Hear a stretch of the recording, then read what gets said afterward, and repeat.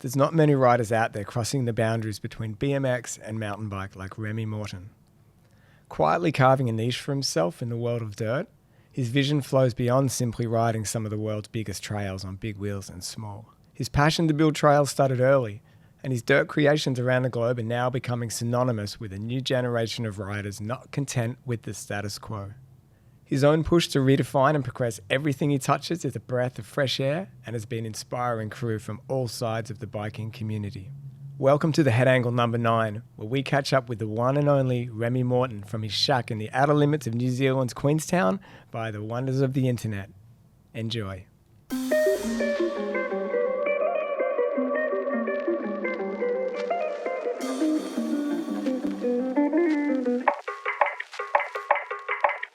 After a fuck up of a start, we're kind of good to roll.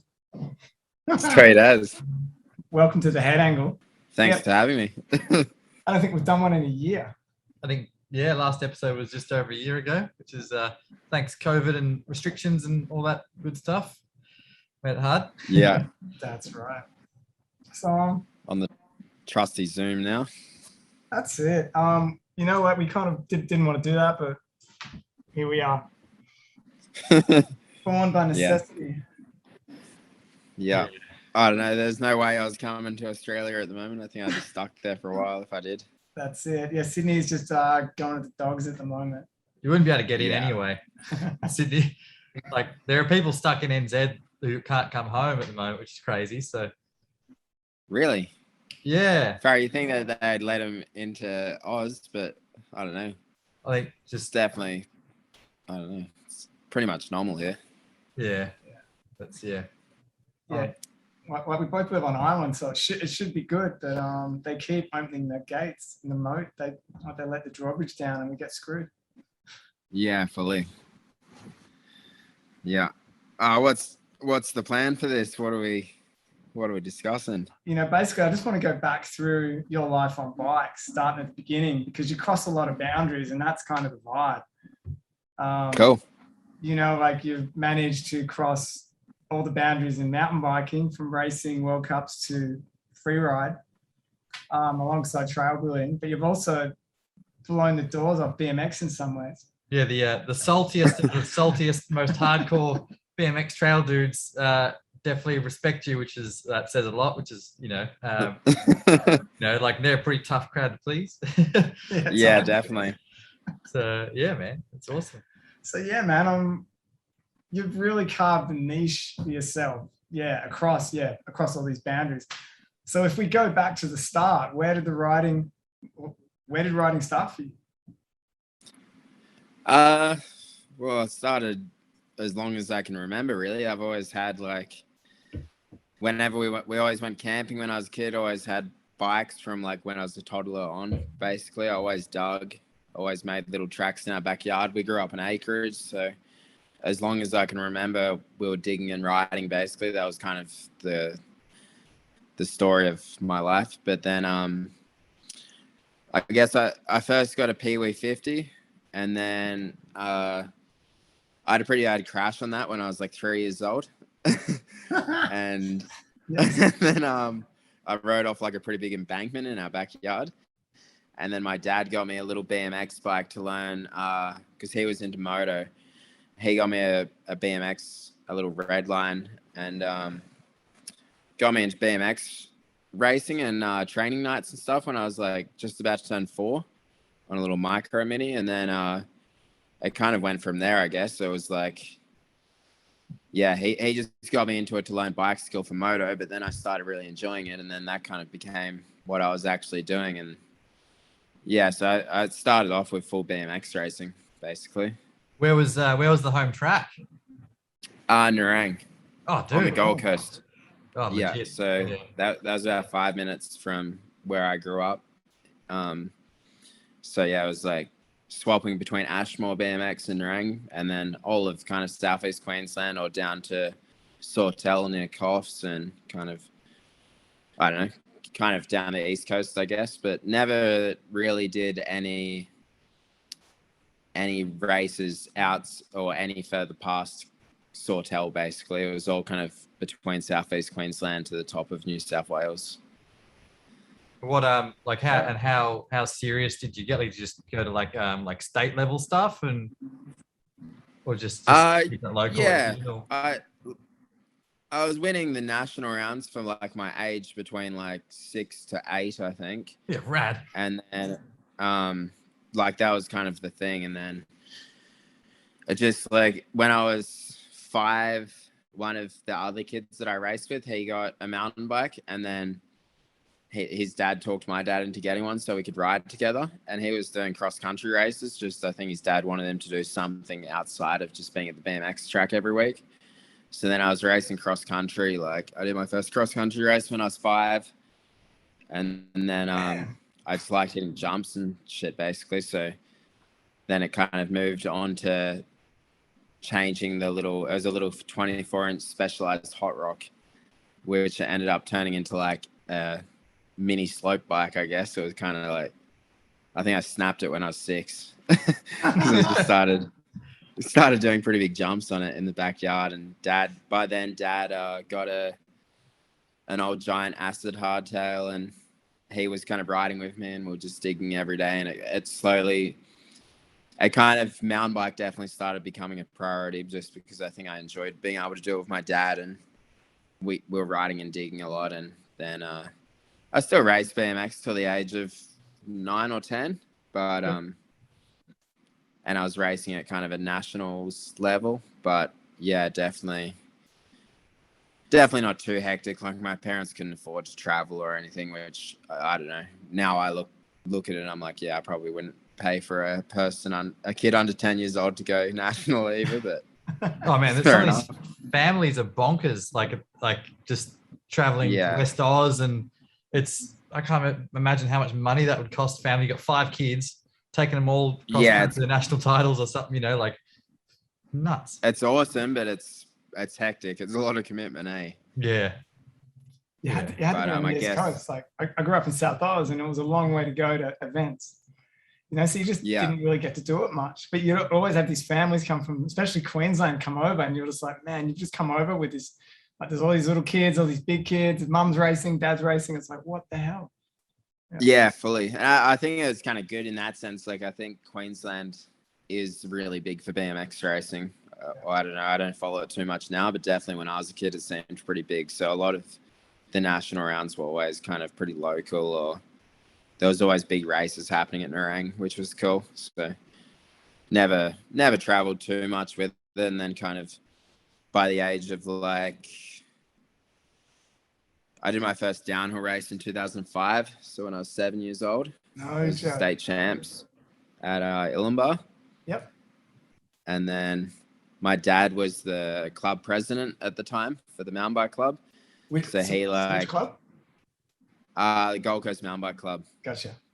And I was too young to race legally under like the Mountain Bike Australia rules. So they had to get the head president of Mountain Bike Australia at the time to come and like do a survey or something to watch us ride. An assessment. It was pretty funny, a little test. And then, pretty much from then, I guess it just went, definitely downhill became my priority. I just liked going fast, and I could do that. Yeah, definitely, man. So a couple of years of racing, and then you're aiming for the Australian junior team. Yeah, I guess so. It was, I guess coming from BMX, like, because I raced BMX from such a young age, I always raced up in age category. So like when I was 6, I was racing it under 7 to 8-year-old kind of thing. And then when I was 9, I was racing 12-year-olds. And then the same kind of thing happened in mountain bikes, because when did my first race when I was 7, they started an under 11s category, like specially for me. And then it, kind of from there, I guess it was like, I didn't want to be an under 11s for 6 years. It's pretty pointless, like racing by myself. Like Steve McCann, 17 for 14 years. So I went to under 15s pretty quick. And then all of a sudden, like when I was like 12, I was racing in under 17s. And by the time I was 14, I was under 19s. And then at 15, I was in racing elite at all of our local Queensland rounds.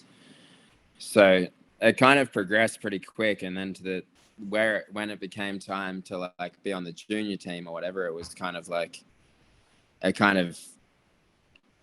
and I felt special, but it didn't feel as special as what it maybe should have, because I guess I was already racing elite for years by then in like our local series. So it was kind of, yeah, maybe a bit different. I had a different feeling to a lot of the other riders my age, maybe. I guess you probably weren't as intimidated as some other kids your age. Kind of the pedestal had been weathered down for you. Yeah, I guess I just already been doing it for so long, and already like my dad was so into it as well, and because Dad was super into riding then as well, we're all riding down all together, and I'd done a few overseas trips by that point, and yeah, it was pretty like it kind of just came all together naturally, which was it was pretty cool, because it definitely felt like no pressure at all. It was just like the progression was just happening with time. So from a pretty young age, like you were aiming to get on the Australian team, I guess, and travel to Europe to race World Cups, yeah? Yeah, it was kind of like, I guess, growing up, I just always watched all the mountain bike movies. And it was kind of around that boom of like Sam Hill, Nathan Rennie, and Chris Kavarik. And it was pretty cool because I grew up in Mudgeeraba on the Gold Coast, and like Nathan and Chris were both living around like Carrara or Rabina or something. So we always saw them driving around town. We were doing shuttles at the same tracks together. Like, I didn't know them. I just like was probably in the car like, Dad, look, there's Nathan. Or like, you know, like just frothing over it. But there's Nathan Chris in a corner. Yeah, exactly. And it was, I think from like a pretty young age, it was definitely my goal. I just wanted to be like them. And I think it was pretty inspiring seeing like the guys that were the current world champions. It sort of just seemed normal, just seeing them most weekends riding with their mates. It didn't seem like a kind of unachievable thing, because they just looked like normal dudes that I saw all the time. Yeah, which was really sick. Yeah, I guess a lot of kids wouldn't have had that, which is probably gave you it was definitely pretty crazy. Like, they were leading the world in mountain bike racing at the time, you know, and it's just like you saw them. It was really cool, and ever from then I just always told Dad that's what I was going to do. They kind of like, I didn't really have any option. I hated school. Whenever the school teachers asked me what I was going to do, I just said I was going to be a pro rider. And then, I don't know, there's kind of no option B. Like, if it was a rainy day and a school day, I'd take the day off and go digging, because it was good digging weather. It was kind of like I was going to be riding or digging, but there was kind of definitely no option B for a career. All right, so your first trips overseas to Europe to race, like you did a trip with Baxter way back in the day, didn't you? In a van. Yeah, that was my third Euro trip though. Oh, wow, it was your third one, right? Yeah, so originally in 2014, the year before I was a junior, I was on the NS Dynamics team, which is a suspension shop in Brisbane. Yep. And the current... Shout out to Aaron. The mechanic... Yeah, Aaron, and it was Nigel at the time as well, which Nigel was Stevie Smith's mechanic on Da Vinci Global. So they were...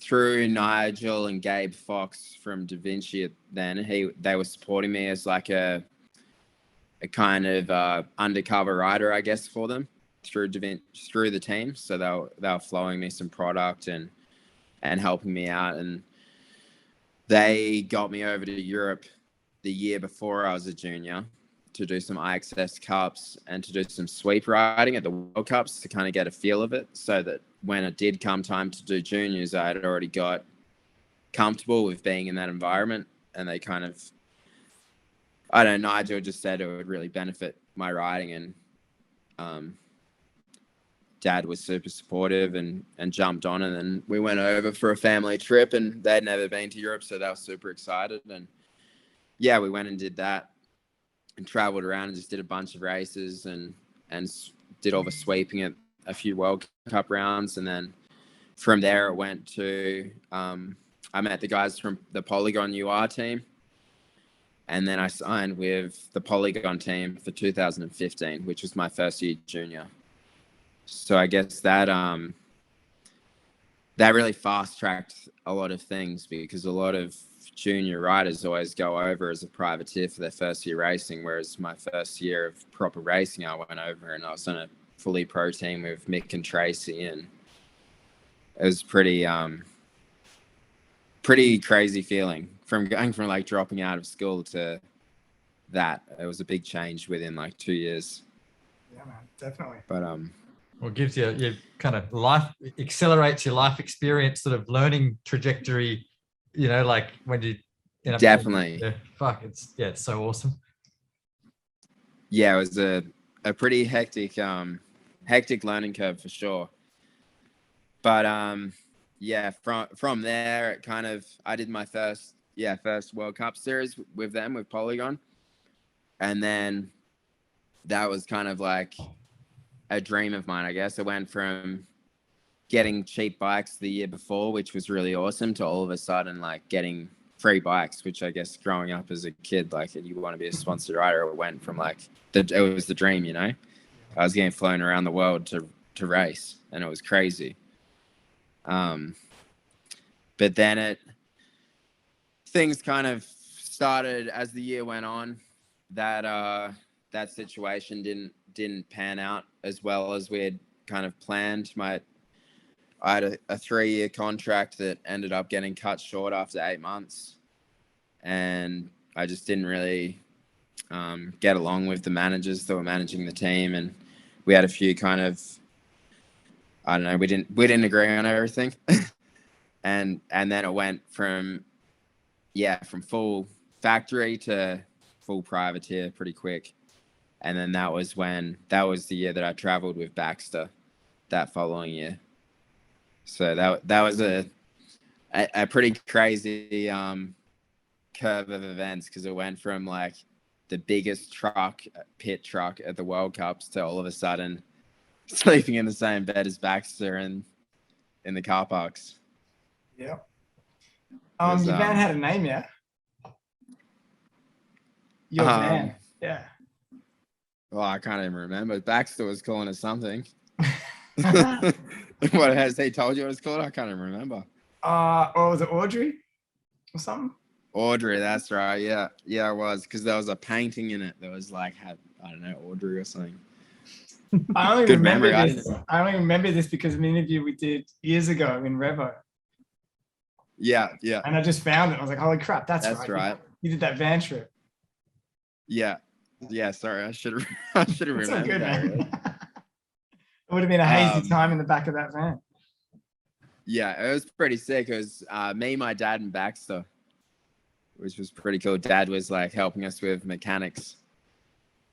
So yeah, it was pretty funny. Yeah, it was like Baxter was a year younger than me, I think. So he was first year junior. I was second year junior, and it was a good learning curve. It definitely, I think, for both of us, made us realize what we wanted out of riding. Like, it was pretty, I guess, for me, it was growing up, like watching all the World Cup movies, all the Earths, all the Super 8s, all those kind of DVDs. It definitely wasn't the environment that I imagined it being. And I guess because during like our first few years of juniors, it went from, you know, when Chris and Nathan and stuff were doing it, which is what all the movies I grew up watching, it seemed like a pretty lifestyle kind of sport. Obviously, they were taking it serious, but they were having a lot of fun doing so. Whereas now it's definitely a pretty like prestigious sport. And I think I was right kind of in the change of that whole part of the sport when we went through juniors. And I think for both me and Baxter, it obviously panned out that after that year, we didn't really follow it for too much longer. We kind of took off on our own paths and decided to be ourselves and do what what we did, which has worked out now. But for a few years there, it was pretty kind of like empty times, I guess, because it went from a whole life goal of getting to the World Cups to all of a sudden realizing it wasn't what we actually wanted. Yeah, man. I mean, finding out that racing isn't the only thing you can do on a bike, when it's been the only thing, it's been the whole goal. And yeah, you're right. Every video seemed to be about that. There wasn't that big video freeride movement. There was, but we weren't getting it out here. Yeah, fully. Like, especially, yeah, that's the crazy thing in Australia. Like, there's never been a freeride part of the sport. Like, Grant Allen was the only real dude that really stepped it up in that part. He was the only guy at Rampage or in the New World Disorder. And after he stopped riding the big bikes, it definitely, like, it just went quiet for a long time there. Yeah, it's true. I mean, there was a couple other dudes. There was a kid up your way, Darren Pockage, BMX and mountain bike. He rode Crankwork. Yeah, it was Darren, yeah. And then two guys from Adelaide who were killing it, Chris Soinen and Alan Hepburn. They both did a Bear Claw Invitational and Crankworks when I was over there. So there was a little scene almost popping, but there was no events here. And that's why nothing happened, I think. Yeah, fully. Because I guess Darren and those guys were kind of that would have been 2007 or something. Even earlier. 2008 when they were like popping. I reckon 2005. It's kind of like. Yeah, right. Yeah. So like, for us growing up, like 2005, so I was 7 years old then. So like kind of when I was a teenager, it didn't really seem like an option to be a free rider coming from Australia. It was racing, or it was pretty much racing. Like if you wanted to do something on a downhill bike, like, I don't know, it wasn't, if you wanted to be sponsored, it just didn't really seem that achievable to be doing your own thing, I guess. And I think that's something that social media changed a lot as well, because, well, it completely changed it because it opened up a lot of riders and got them out there without needing to do as like crazy shit that was in New World Disorder or something, for example. Yeah, for sure. So when you were over in Europe racing World Cups, you obviously got a taste of bike parks and trails that were built for other than just getting down the hill as fast as you could. Yeah, I think I definitely got a taste of it. Like the year before I raced World Cups in Whistler, I got a taste of it, but it was kind of like, it wasn't really a focus. It was just more like, oh, that's sick, like A-Line or Dirt Merchant or something. But then I was still really equally as stoked on the crazy rough downhill tracks. So I just loved going fast and getting loose and drifting, and it didn't really stand out that much. And then I think it was the year that me and Baxter traveled. We based in Moorseen for a while, and we're pretty much just riding jump trails every day. And then after we did a few more World Cups. And then after the World Cups, after World Champs, we went to the UK and did a trails trip. And we rode just BMX. I had a BMX and he had his hardtail. And that was, I think, I don't know if he feels the exact same, but for me, looking at both of us, I think that was what really changed our outlook on a lot of things that trip, because we both that was the time where it went from racing downhill to all of a sudden we wanted to ride jumps to all of a sudden we were focusing on bike park riding nearly. Like it was more of a priority to ride, to go visit these sick parks. And I think that was because of going around the UK and going to all these crazy trail spots and seeing all these insane jumps. Then it was like, oh, we could actually do the same on our downhill bikes. And it was like, that was kind of that step of getting a taste of it from BMX to then deciding that we could do it on the mountain bikes as well and live that kind of trails lifestyle of digging and riding and hanging out with mates. But you could do it both sports. Yeah, and pretty cool. Trails wise, they do it properly in England. I mean, like the volume of good sets of trails in a small area is so crazy. Like you can drive like 40 minutes any direction and there's good trails sort of in every little pocket of England. It's fucking insane. Like, and the quality is so high. So I flew into London a few days before Baxter, and me and my dad bought this van. But when I got off the plane, I was like, oh, so my mate Sam picked me up.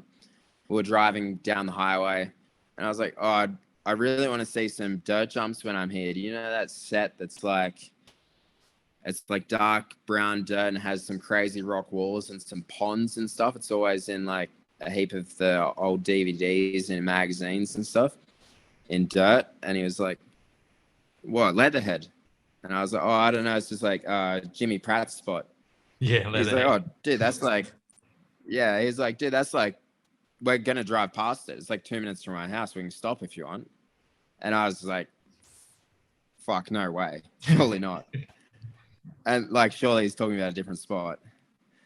And then, yeah, sure enough, like 5 minutes later, we pull off the highway, pull over in this like crappy little sketchy looking side road, get out of the car, walk across, and Jimmy and everyone are all hanging there like mid session. Oh, dude.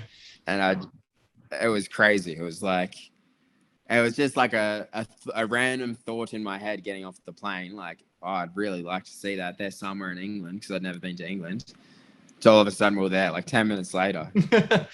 And that's kind of how that trip happened. I got talking with Jimmy and Ralph and Elliot and a few of the other locals. And then I was like, oh, I really want to ride these now. So the whole World Cup season, we're just thinking about that. Baxter, I had my bike sent over from Australia, like my BMX, and then nice. Baxter bought a hardtail, and we're like, yeah, we're gonna stay an extra month, and then pretty much got the tour from Jimmy and the locals after that, and they just showed us all these crazy spots, and it was like every 5 minutes there was another spot that was bigger than any spot I'd ever seen. It was hectic. No, it's ridiculous. Yeah. You've been there? Yeah, I mean, it was way back in 2010 I was there. So like, yeah, I think Leatherhead had just started. Like it was like one short line, which still was amazing. And then there was the Woodyard was still pretty fresh, but like then it was more like in that London area, there was Chertsey, which gone now, but that was probably my ultimate. Like I went there.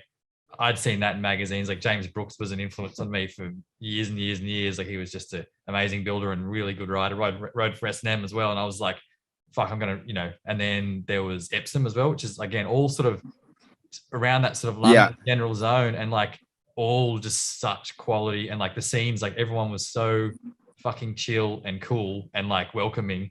So awesome, like, yeah. And then, I was with the Shrewsbury guys, so a bit further up, sort of Midland, a bit northern, and they had their spot in Shrewsbury, which was incredible as well. So we did like a 2-week just drive around, kind of hitting everything we could. It was 2010, so I mean I haven't been back since. But seeing, I mean, the Woodyard gets like I guess a lot of coverage from as far as like all the spots over there, and like seeing that place evolve has been fucking mental. So. Yeah, it's hectic now, eh? Yeah. Oh, dude, yeah. That's where our mine and Baxter's van has ended up there. Actually, one of the Woodyard locals owns. Oh, nice. Yeah. Now, somehow it ended up there, and I saw it in one of the Woodyard edits, and I was tripping out. I was like, "Fuck, that's definitely our van." Oh man, that's yeah. It turned out a mate, Weeksy. Oh yeah, Tim Weeks. Oh, yeah. So Weeksy bought it off me, and then. Sold it to someone there, and now one of the boys there has it. It's pretty funny. Oh, dude, that's the best. Yeah, Bentley let us. We met up with him, and they let us camp there the night. So we like just set up our tent in the middle of the trails and fucking just camped there and had it to ourselves. Got up in the morning, and then the morning dew. Cool view to wake up to. Oh, dude, seeing the morning dew settle over the jumps and like waking up hungover, thinking like. What planet in that crazy white dirt? Like, what planet are we on? This is fucking insane. But I guess that's an insane spot. Oh, dude, yeah. I guess from that sort of, you and Baxter extended your stay and wanted to ride trails longer. And I guess now like getting that sort of, I guess itch, from that trip, and now moving to today, seeing where you're both at now in terms of you both ride BMX as well as mountain bikes, you both shred on everything, and you both kick-ass trail builders. Like it's a crazy sort of like to think. Like if you think back about that, does that trip you out a bit? Yeah, a little bit. I guess it's pretty cool because there was definitely a lot of nights where we're like laying in bed right next to each other in the back of the van, like talking about shit. And it's pretty cool that we kind of that year, I think we both kind of took a step. I had like a lot of sponsor problems the year before and kind of realized that, I don't know, I thought what I'd always like wanted is like a pro rider and have all these sponsors. It actually wasn't what I wanted. I wanted to be a bike rider, not like if I make a salary out of it, it's a bonus. But at the end of the day, I want to be riding the products that I want, and I want to be doing the shit that I want with no expectations to an extent, you know, like, and I think that was definitely the reality check for both of us during that trip, that we were like, wait, what are we doing? Like, we want to be at the trails. We don't want to be at this World Cup getting an email the following day, like explaining why we got a bad result to one of our sponsors or something. It was kind of like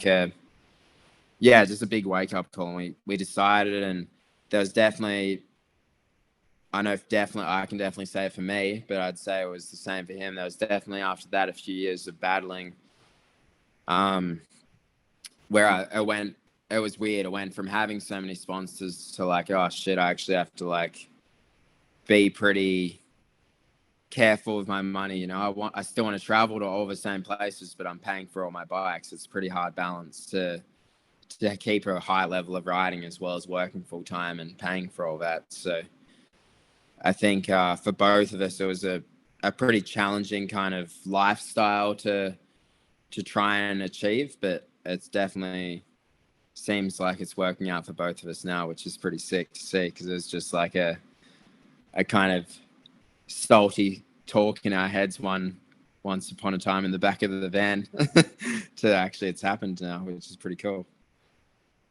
Yeah, nice. So what was the big push to start building trails? Like, I mean, you know, you obviously talked about it and you rode all these amazing spots, BMX and mountain bike. When was the kick for you to go, yeah, okay, I could get paid to build some trails? It was never really like a kick, to be honest. It was when I was young, we always, my dad didn't work for like 2 years, and he was riding, and he had a mate's Bobcat, and he was building jumps in our backyard, like for himself and for me. And I would get home from school every day and there'd be new jumps. And then all of a sudden they started like more and more jumps. Yeah. Yeah, it was a pretty like roach move when I just come roach the jumps after school. But yeah, it got to the point where there was quite a few jumps in the yard. And then our neighbor was like, oh, he was working for a civil company or something. And he was like, oh, I've got some landfill. Do you guys want some dirt to make some jumps? And I was like, oh, yeah. And he's like, oh, how much do you want? He's like, oh, just bring as much as you can. And then ended up being 350 truckloads of dirt. And the whole, like, we had a 2-acre block, and the whole backyard was just, it went from like nice grass to just like the whole property was just piles of dirt. So then it went from like having a few jumps to like all of a sudden we could legit build like whatever we wanted. And I think that's really when I was pretty lucky. Like we really got the buzz of digging and riding, and that's where that lifestyle kind of came. And then over the years, it changed from having like, there was a set of jumps that you had to pedal from the top of my street down the whole street and bunny hop into the driveway and pedal down the driveway past the house and in, to like, it slowly progressed to just having a set of trails basically. So then by the age of like 12, I was living a kind of trails lifestyle. I was always down the back in the trees, digging jumps, building, watering, I don't know, as you at the jumps. And then it kind of, then I decided I wanted to be more in the woods after seeing like a few cool spots around the place. So I built this cool like pump track zone down in a reserve behind my house. And then we also had a trail spot up the road in another bushland. And then I think just it was right when the kind of the Instagram started, like the first year or two of Instagram popping off, and someone saw photos or videos of this pump track when I was 15, and I was working in a bike shop at the time. So I left school when I was 14, and then was working in an online warehouse for a bike shop full time. And then I got this message, or my dad got a message from someone's friend saying like, "Hey, we saw this pump track Remy's built. Would he want to build one in South Australia for a job through this company?" And I was like, "For sure." Like, and then I flew down, and it kind of went from like just a one-off job to kind of progressing from there. Like I was 15 in South Australia by myself doing this job with some mates, and then it kind of like I got to know those guys. That was Trailscapes, so I got to know those guys, and then for Gary, and then it went from I worked for them for a little while, did a few other jobs up in Queensland, and then it went to then I just started meeting people. I got a job for Dirt Art, worked for them for a year or so. I was working with Nathan then, which was a real trip because it went from like looking up to Nathan my whole life to all of a sudden I was working with him. It was pretty sick. And then I worked with World Trail, and it was kind of like every year I got home from a trip, basically from the age of kind of 15 to 19. That's when I started to go like international events and stuff.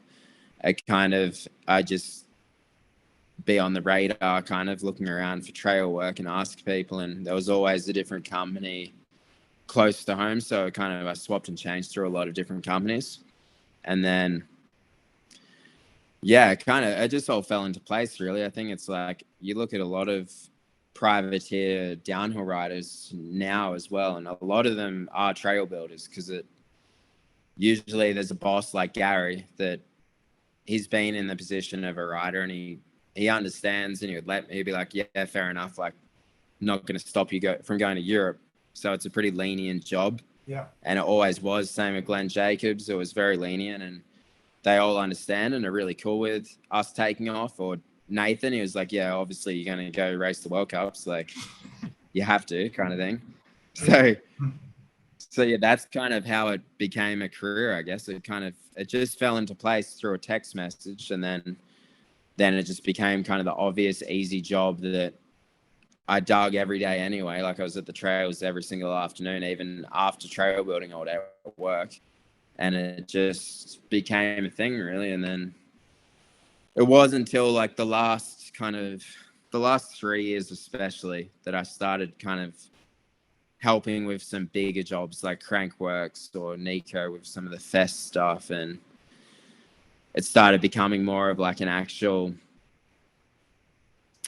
not advertised, but it definitely gets my trail building as like from a company side of view definitely gets advertised more now, where I kind of just did it as a job before and then showed my own personal shit at the trails on the internet or to people.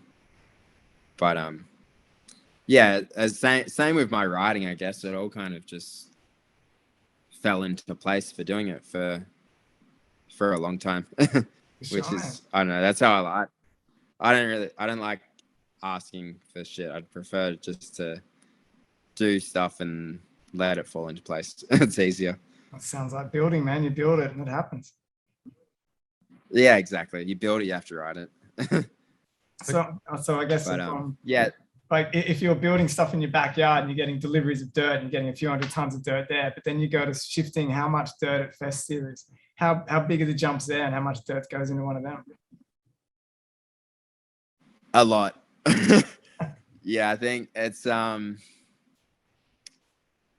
like that's why those jumps are kind of in different countries, like in Belgium or South Africa or something, because I'm pretty sure someone told me that the South African one, they had to get a mining permit for it because it's so much dirt.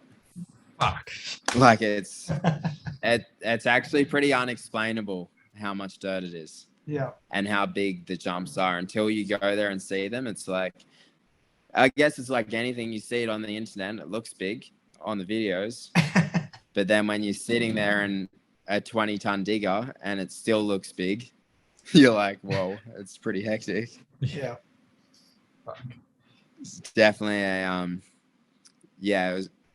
it's been pretty cool over the last few years when I'm at those kind of events and giving a hand with bits and pieces or building the slope style at Rotorua and Innsbruck with the Elevate crew, and felt pretty like nearly fake being there. It was like, I don't know, from going from digging in the backyard with Dad to like all of a sudden you're building. You're not only am I riding in the events, but I'm also building the events that I was watching when I was a kid.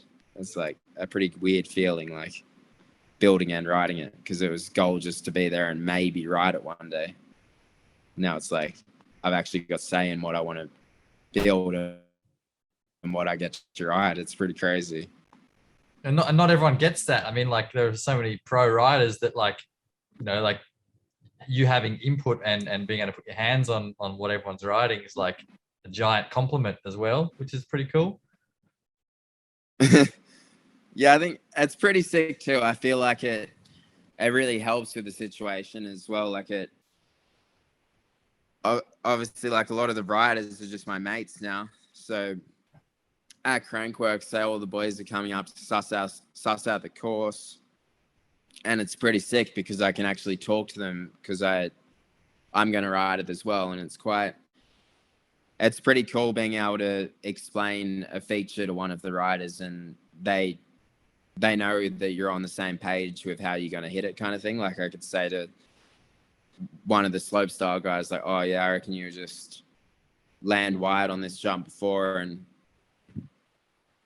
don't pump the flat bottom and then roast the lip as hard as you can and it should work, or something, you know? And they're like, it's quite cool being able to have that communication as a friend to the riders, as well as, you know, like sometimes you turn up to an event and you have no idea who's built it. It's quite cool, like having that kind of inside touch to be able to talk and feel and see what the riders want, or I don't know. It's quite a good feeling, I think, like quite satisfying once it's all done. Are you hitting it first?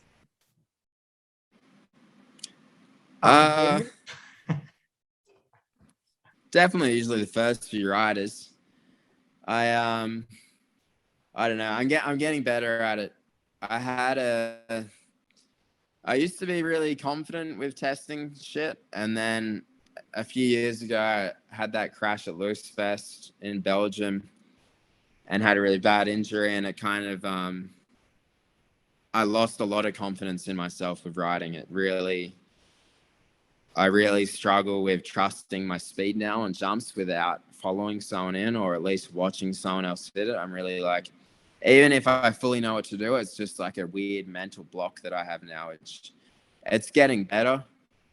And I think especially the last year, since I took my chain off my downhill bike, it's helped so much, because it's kind of eliminated one thing that I can do into a jump. Now I can only brake. I can't decide if I want to pedal. So it's making me like a little bit more confident. Putting a half-ass crank in before a big gap's never going to go well. Yeah, exactly. Yeah. I guess it's similar to like brakeless BMX, you know, in terms of like it's eliminating this element. So it's like it kind of puts you more in tune with the moment, and kind of you got to trust yourself a bit more, and sort of helps you to, I guess, commit. What's that with, sorry? Like, I mean, comparing the chainless thing to what, like brakeless BMX or brakeless, you know, hardtail. Oh, fully. Yeah. Like there's a definitely. parallel there. Yeah, it's exactly the same. Yeah, like you see the real sick bowl riders and they're riding brakeless because they need to commit then with the speed they've got. And I think it's a pretty similar thing. And I think a lot of people just think it's like fucking weird, but running no chain, but I like it. It's like, it's helped me so much with the mental stuff, as well as like it forces you to build it good. Like, you know, you have to build it good, because I need to rely on it, the build working good, to actually get over the jumps, which is something that I really like. And I think that's such a important thing with trail building, is really like utilizing the land, especially in mountain bike or trails, because it's like the better you use the land, the more unique the build is. Like, you go to the craziest trails in the world, and they're always going to be the spot that have really used the hill good, or like the terrain good, or the undulation, you know. So it's a pretty cool like factor to throw in, to need to like nearly have that kind of trails BMX mindset of like, it needs to be perfect to make the next set kind of thing. And it's kind of puts you in the same position for a downhill track. So you go from a big bike with big travel, big tires, Yeah. and then you're hitting similar size jumps on a 20-inch bike. And it's a shorter yet, you know, it's a shorter tool for the job. At the speed, like, I mean, I saw those clips you're hitting Dream Track, you know, in sessions, and you're just floating it on a 20-inch. Yeah, I think that what's that? Well, how do you get your head around the shorter bike with 80 psi tires bouncing off every little pebble coming into a 40-foot gap? So the first year we started riding all the mountain bike stuff on our BMXs, I was riding a Steadfast, an FBM, which I got off a friend, Phil Mitchell, in Sydney. Oh, dude, shout out to Phil. Yeah. Yeah, it was just one of his old frames that I scabbed off him one night when we were having beers, and then I didn't give it back, which I feel a bit bad about, but still got it though, so it's in safe hands. But yeah, I set that up originally, and we were riding those, and now I look back on that, and that was really sketchy, eh?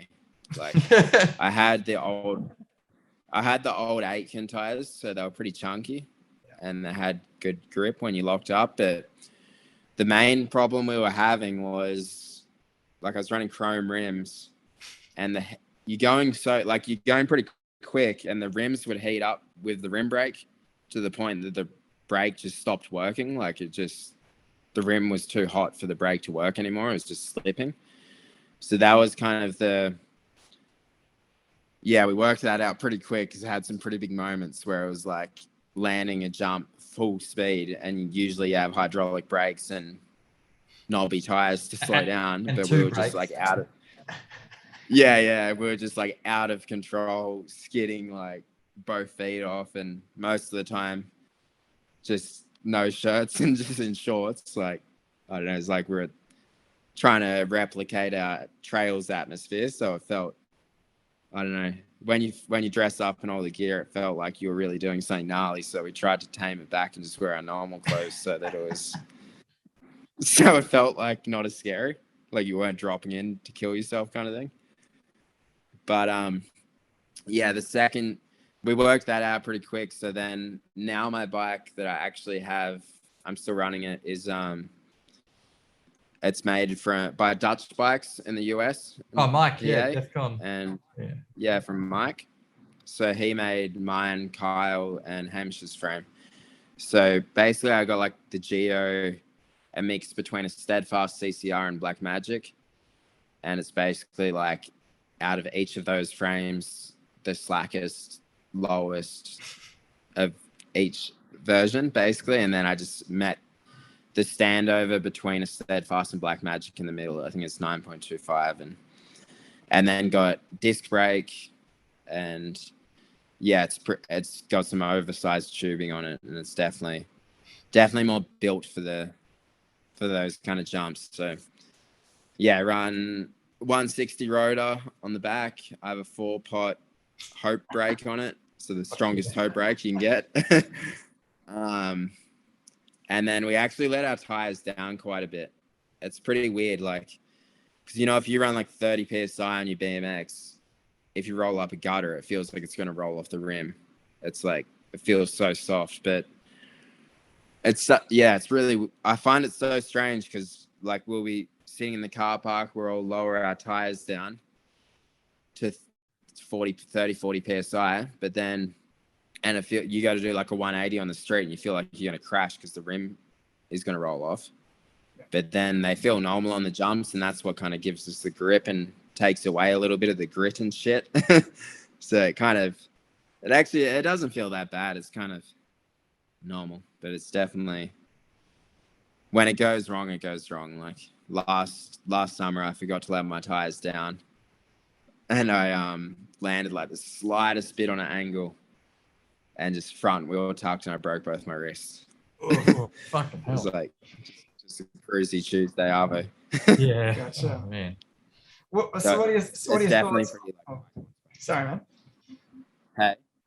What are your thoughts on the fingers crossed stuff, having suspension or going back to the 80s vibe of suspension on the back? Yeah, it's pretty sick. I've been talking with Ruben kind of since near when he started that, because I was pretty interested, because I think Mike was making Garrett's frames. And then I was kind of like between Mike, and then I think he must have talked to Garrett about my frame, or I don't know how it worked, but we ended up all chatting, and I've kind of been in contact with them the whole time. And then I was really interested to try it, because when we first built our bikes up, I got a set of 20-inch mountain bike kids tires that were chunky. They looked like a Maxxis Minion, but they were for my BMX, and we were riding the bike park, and that was kind of like that was actually a thing that me, Kyle, and Hamish were like trying to kick off. It was like a thing. We're like, let's try and ride our BMXs in the bike park and make it a thing. And that's why we got the bikes from Ike, and that was kind of our goals. So then, and to see them take it they kind of took it to another step that we hadn't even thought of. We hadn't even thought of putting suspension on it. We were just thought the disc brake was a pretty big step. Yeah. So, I've always been super interested in it. I think it's awesome, eh? It's like, it makes sense to me. Like, it's just another discipline within riding. For sure. It's pretty cool. Actually, this year I rode Ruben's frame in Belgium a few weeks ago, actually. Okay. And it was it's a weird feeling. It's like, have you ridden one, Tom? I rode, friend Shane got the Death Pack prototype one from over in the UK, but it's built out of a like a BSD, like a more modern BSD frame, and I think geometry wise it wasn't sort of as sort of like suspension corrected to what, say, like Ruben's stuff is, so it still felt quite short and I mean, I only really rode it like once at the skate park, which, you know, didn't really do it any justice, but like it felt quite short and whippy. And I think we didn't have a shock pump, and like fucking didn't even know what we were doing. I mean, I built it for him and set the brakes up and everything, but like when it comes to suspension, I'm a total I'm useless. I don't really know anything about it. So I mean, I would like to try a longer, like better, like a one that's set up a bit more, appropriately for designed properly for it. Yeah, I mean, that thing is like an engineering masterpiece with the similar to Ruben's stuff, with the bottom bracket being inside of the sort of pivot and like all of that. I think it was just a bit too short in the rear end, and a bit, wasn't quite what I mean, but right. And also, like, I've never ridden mountain bikes either, so I've never owned a bike with suspension. Like, so I feel like if I was going to go down that road, I'd probably do something like more hardtail, rigid, like what you guys have done, you and Kyle's sort of setups, as opposed to that. But I mean, again, I've never really ridden mountain bike anything, so really want to, but I've never really had the chance. So you took that out one day.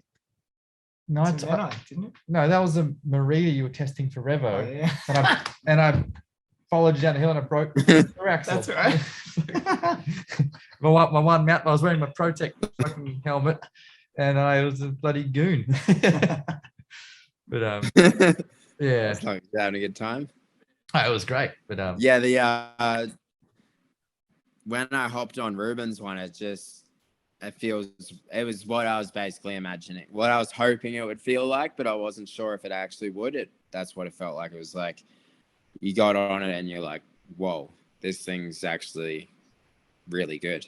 Like I guess it's the only thing that's weird about it is that you need to accept that it is a completely different discipline to any of the other bikes. You know, it's the same difference between a mountain bike and a BMX. It's that difference again. And I think personally, like I want to get one for sure, but it's definitely, it is a fresh discipline, and you're going to have to build shit specifically for it.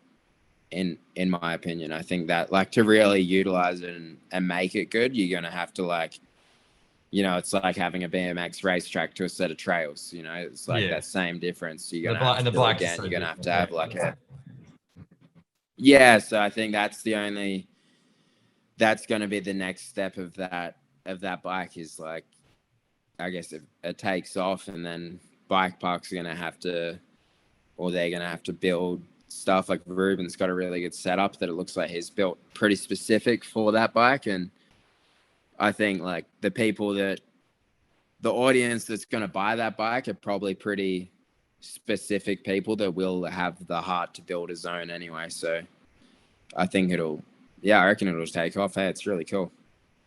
Yeah, I dig it. I always get stoked when a new, fingers crossed, edit comes out. It's fucking awesome. I mean, I wish I lived somewhere near where I could actually, you know, go ride that sort of stuff. But, you know, it's hard being locked in Sydney. But especially at the moment. I can't. We've got a 5K radius at the moment. We're not allowed outside of, basically, and I've got 3 of the best skate parks in Sydney within that 5Ks, which is awesome. But I can't get my tires on any dirt. It's fucking like the racetrack's like 9Ks and I can't even go there, you know, like, stupid. Yeah. Hey, we're talking that's crazy, eh? Yeah. No, can't go a 4 kilometer difference. You get cop a fucking 5 it could be worse. At least you got 5 dock. That's true. Yeah. At least you got 5 dock. Yeah. Pedaling distance from home too. Pretty much trails. It's exactly. It's the closest thing you're going to get on concrete in Sydney. So. Yeah, fully. Hey, we're talking setup of bikes and different bikes.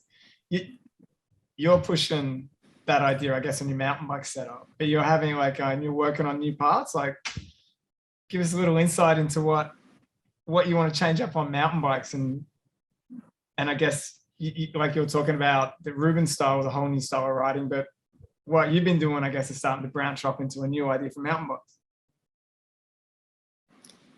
Yeah, it's definitely it's definitely something that I've been working on for a while, is just different ideas in my head and trying to work out, I guess that's the unique thing about digging. You can kind of build if you get into the building, you can build anything, but then the next step is you need the equipment to ride it on. So it's kind of right now, it's kind of hard because the type of riding that I really want to push isn't actually really a type of riding. You know, people aren't building sets of trails for a downhill bike. But I guess like that's what the Fest series is, and that's why I love that. But the bikes are still like that latest edit that I did on the Gold Coast. They're not made to grind, for example, or like they're not fully designed to be as zippy and a steep lip as what a slope bike is or something. So I've been working with a dude down in Melbourne, Mick Williams, and we've been working on a few different concepts and designs and ways that we can change things. And I can't say too much because it's a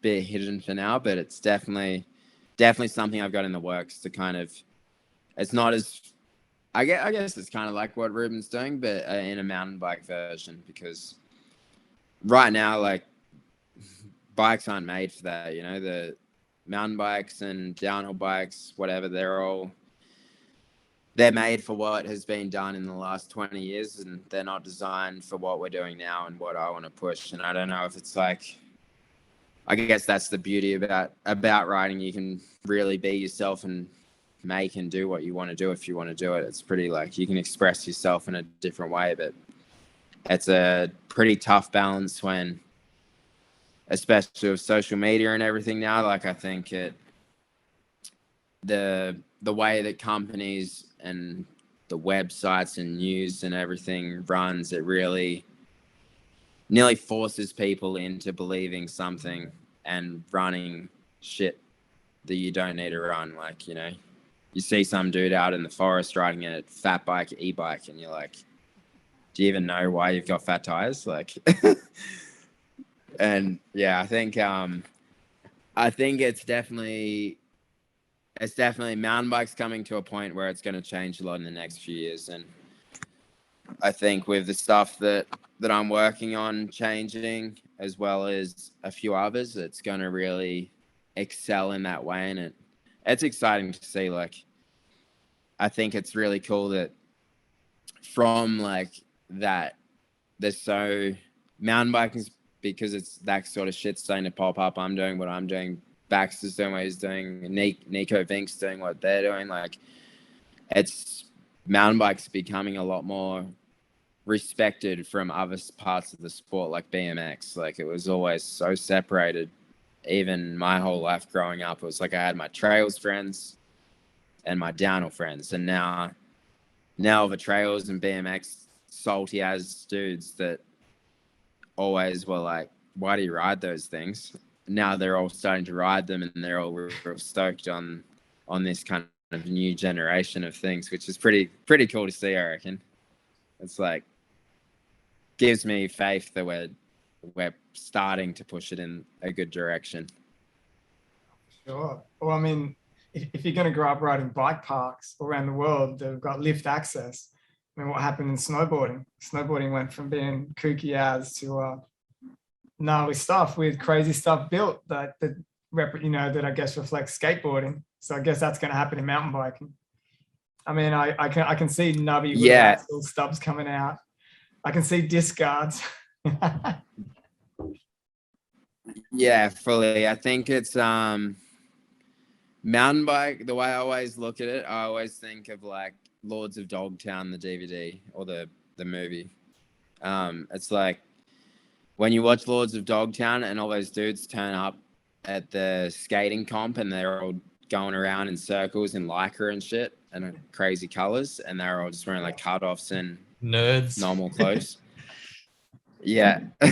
So I reckon that's like, and the same thing happened, I guess, in freestyle BMX probably. And it's like, it happens in every sport, but mountain bike's still so much newer that I think it's really about to go through that major change of like a lot of more like younger dudes that are a bit more rebellious, and they're like, why do we want to wear these horse riding clothes on our bikes? Like, we want to wear our normal clothes. And you know, like, it's kind of getting in that way that there's a lot of people being like, why are they wearing those crazy tight pajamas, colorful clothes when we can just wear normal shit? Yeah. And I reckon in the next 5 years, it's going to change a lot, and it's going to go through that same like kook to badass sport again, kind of like it already went through it from the 90s to early 2000s when all the badass World Cup riders were happening in like 2005. And then I think it's going to go to that next stage very shortly of like, it'll turn into like a snowboard skate culture of becoming a very, and it's obvious, like you go into town now and it's a mountain biking's an actual sport. When I was a kid, if you saw someone drive past, it was like you knew them. Now it's a general sport that everyone knows about, and it's like it's a public thing, which I think is a pretty key part of that change in the sport happening, where it's going to just become like a divided kind of situation of the kooks and the badasses kind of thing. Sure, man. I mean, you're in the epicenter, I guess, in Queenstown, so every second person's got a mountain bike. Yeah, the lag's kicking in. Ooh. What was that, sorry? Hey, we're back. I Glad, guess yeah. you're in the epicenter in Queenstown. Every second dude would have a bike. Yeah, fully. It's like if you don't have a mountain bike, it's like you're a skier, a snowboarder, or a bike rider, if you kind of thing. Yeah. It's kind of like what it, and that's why I moved here because I love it. It's like you're always surrounded around it, but it's been even here. It's crazy. Like if I went to the gondola 5 years ago, I'd know everyone in line. There was like 10 people, but now it's like there'll be 80 people in line, and I know like 3 people. It's actually pretty insane that it's becoming such it's just a normal sport now. Like all the kids are doing it, mom and dads are doing it. Like a lot of like what you'd imagine old golfer looking to, like golf players and shit, they're all doing it. It's just like the trend. It's the thing to do now. Yeah, and I remember when I went to Queenstown back in 2017, it was the only time I've ever been there. But I remember like we got into town and like go to the bar, get some food, and literally just seeing like legit amazing mountain bikes just like chilling out front of the bar. And like I was like, where the fuck am I? This is like in Sydney, you only see like legit bikes unless you go to the riding spots. You know, you don't just see them hanging out in town, you know, next to the cafe or, you know, the burger joint or whatever. Like fully fucking blew my mind. Yeah, like you'll drive through town and see like a 10 grand downhill bike just with a padlock around a light post. Yeah. And, like it's just normal. It's like someone's written to work on a full blown downhill bike. Yeah. So like, yeah, it's a trip, hey. Like I still think that like every time I go into town, like you go to a pub or something, there's just like 100 grand worth of enduro bikes out the front, just not locked up, just like in the rack. It's just normal. No one cares. No one's stealing them because it's just what is there every day. Like it's just a normal thing. Part of the local culture. That's it. It's definitely a trip. Yeah. Yeah. How long you been in Queenstown? Well, been here on and off for 7 years now, I'd say. Basically, I was doing summers here I did my first summer when I was, when was it? In 6 years. So it's 2015. I did my first summer. Yeah. And then, I was just coming for 3 months a year. And then in 2017, I had that bad accident at Loose Fest, and then I really wanted to get back riding, and I was kind of like, well, if I want to get back to riding, I kind of need to be and get to the level I want, like around home on the Goldie. It was either really easy stuff or gnarly shit that me and Dad had built. So there was no in-betweener. So that's when I was like, all right, I'm going to actually move to Queenstown properly, because if I want to take this step and get my riding back to where I need to be, I need to have that full range of bike park to really kind of work my way back up the sport. So yeah, it's kind of since about 2018 I've been here permanent pretty much. Gotcha. And yeah, since then just always been trail building for work, through Elevate trail building, and then riding a lot. And then a few months ago, me and my friend Jacob started our own trail building company now. So that's kind of like a dream come true. We're just working for ourselves and riding, and it's pretty awesome. Nice. What's the name of the company? Flux Trail. Sweet. So it's like the word flux is like a flow capacity line or whatever. So it's kind of Well, flux capacitor from fucking Back to the Future. Yeah, exactly. You guys are gonna rock up in a DeLorean. Fuck yeah.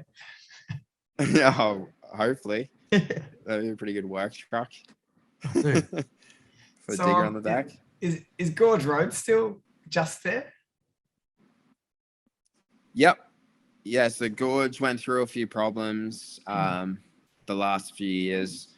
I guess since over the last kind of 5 years, town's changed a lot. It went from just a small town to I guess in Australia, it's kind of like probably the same sort of thing that Byron Bay or something went through. It went from a small cruisy town to all of a sudden people realized that how much value and how much potential is here. And it's grown so much over the years that there's not much infrastructure for the actual capacity of people that were moving here. So Gorge went from kind of an out of town spot to all of a sudden now it's prime real estate. Like it's only a kilometer from the center of the town or the beachfront. So it's, yeah, like when they started the spot 10 years ago, it was out of the way. And now it's like a prime spot that the council needs or wants back, I guess.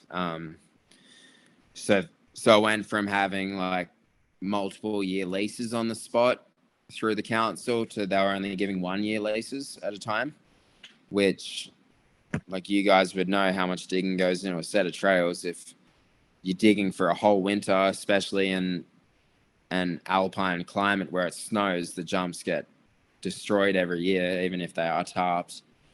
It's like a lot of hard work to get them running again. So to have only a year lease, but you're going to be digging for 8 months of that lease is pretty a hard commitment, you know? So that's been the situation the last like 3 years now. There's just been 1 year leases, and that's why there's been a lot of talk about it on social media and the internet, and everyone every year it's like come up like, oh, it's going to go, this is the last year. And it's because there was only 1 year leases happening, and they could have kind of they had the authority, I guess, to pull the pin on it at any time, which was a real shame. But yeah, last year it kind of became a actual kind of permanent answer that it was going to get bowled. And the reasoning was they wanted to use the land for infrastructure storage purposes. So they wanted to store all shit there to upgrade the town, I guess. Like, I don't know whether it be like pavers or bricks, and just basically a massive storage yard for the town for all of their council work. And then there was a big petition. All the social media started blowing up. Everyone was kind of arguing over it, trying to work out ways to save it. But at the end of the day, like the town's running out of room. They needed somewhere, I guess, like from the council point of view, it's a priority. They need to be able to, you know, have a good environment for the people to actually live in. So it was a pretty tough balance to have like Gorge as a kind of, I guess, it was kind of like a bonus on living, you know. It was like a special little dessert on the side kind of thing. So yeah, there was a lot of risk of it kind of going. But after all the months of everyone kind of showing the support, and we had like a lot of council meetings, and between me, Nathan Greenwood, Lowell Alfreds, like Henry, all the local dudes, are kind of everyone put in like a real fair share of their time and met up with the right people at the right time. And I guess I finally got across to the council of how important it was as a community asset for not only the town, but for the whole of the world. It's like, I think for people that aren't involved in riding, they didn't realize that it's actually like a global destination that's really changed BMX to an extent. Like, so yeah, that was pretty cool. They finally this year it's there for good now. Like, it's not going anywhere. So that's the best. It was pretty cool to finally get. Yeah, it basically was just a heap of meetings and shit, and now it's like, all right, yeah, we see your point. We fully got across to them, and now it's permanent. Like, it's no longer like multiple year leases and stuff. It's there. So that's pretty awesome. Like, it's cool. We'll be able to do some laps together, Tom. Dude, when I was there, I actually went to Queenstown for a wedding, and it was sort of April, so it was starting to get cold, and like we were staying far up, we were staying pretty close. Like we drove past Gorge to get into town from where we were staying at like the Airbnb, and I probably had 2 or 3 opportunities to actually like get on my bike, like in that kind of 4 or 5 days I was there, because the wedding, you know, there was a bunch of stuff going on. And like the first trip into town to go get food and like just driving past and like I kind of just want to jump out of the car while, you know, like while I'm driving, just fucking, you guys walk the rest of the way into town to get beers and I'll fucking stay here and like marvel at the splendor, you know, like it was just, it's like a magical place. I think also like it's, I mean, big shout out to you know, to Lowell and to Nathan and the crew. Like I think they've made, because it's such a big like exposure, global, everyone who rides a bike knows about it, like on a grand scheme like level, it's making people has made people make their jumps better, like across the globe. I think that was definitely the first spot that was ever really like put out on the internet and social media that had that new square style of jump. Like it really, I reckon that was the spot that really marketed that style of like the modern trails look.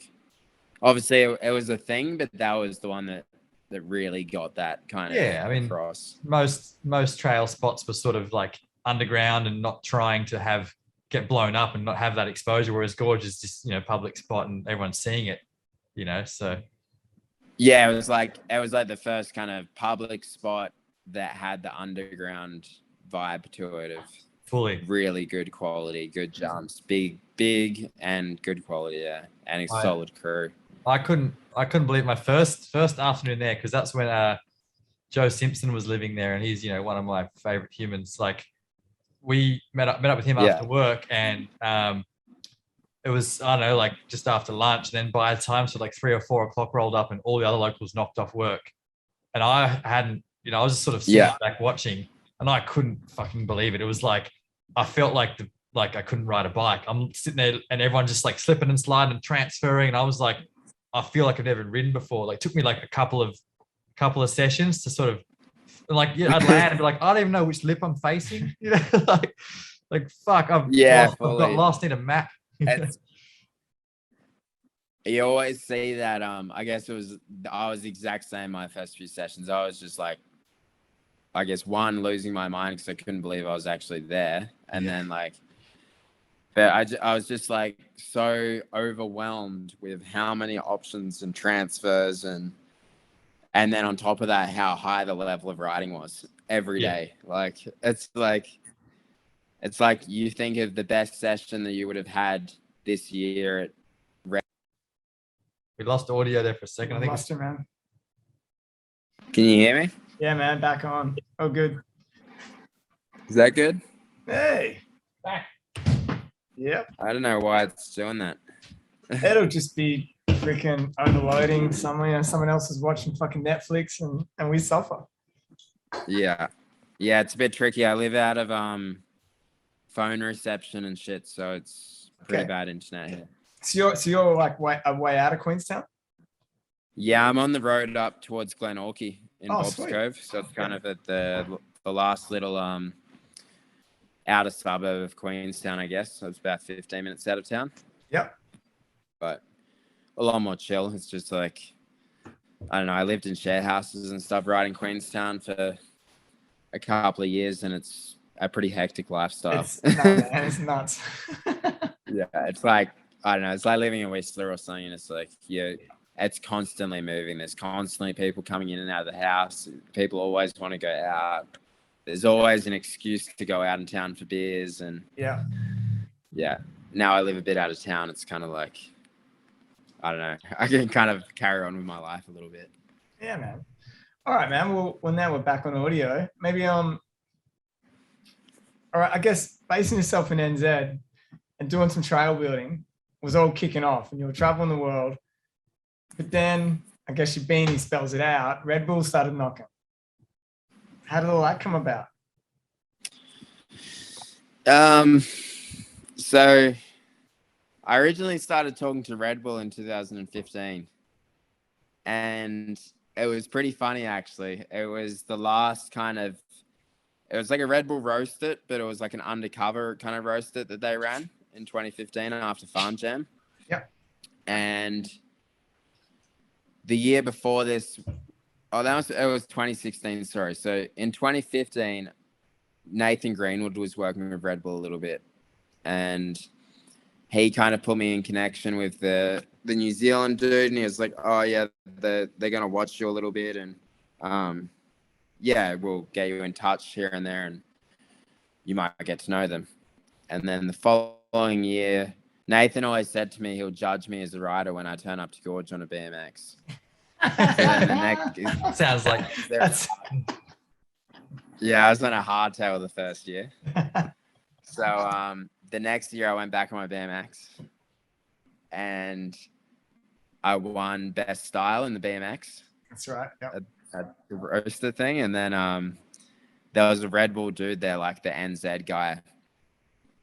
So he sees me riding that. I start talking to him. We just started a general chat, and then a few weeks later, it was Cairns World Cup, and I just done qualifying, and I qualified second. And I'm like rolling through the pits, and I see this dude that I'd met at that event in Queenstown, the BMX event. He's like, oh, what are you doing here? And I was like, racing. Like, he's like, what, you ride mountain bikes as well? And I was like, yeah, like mainly.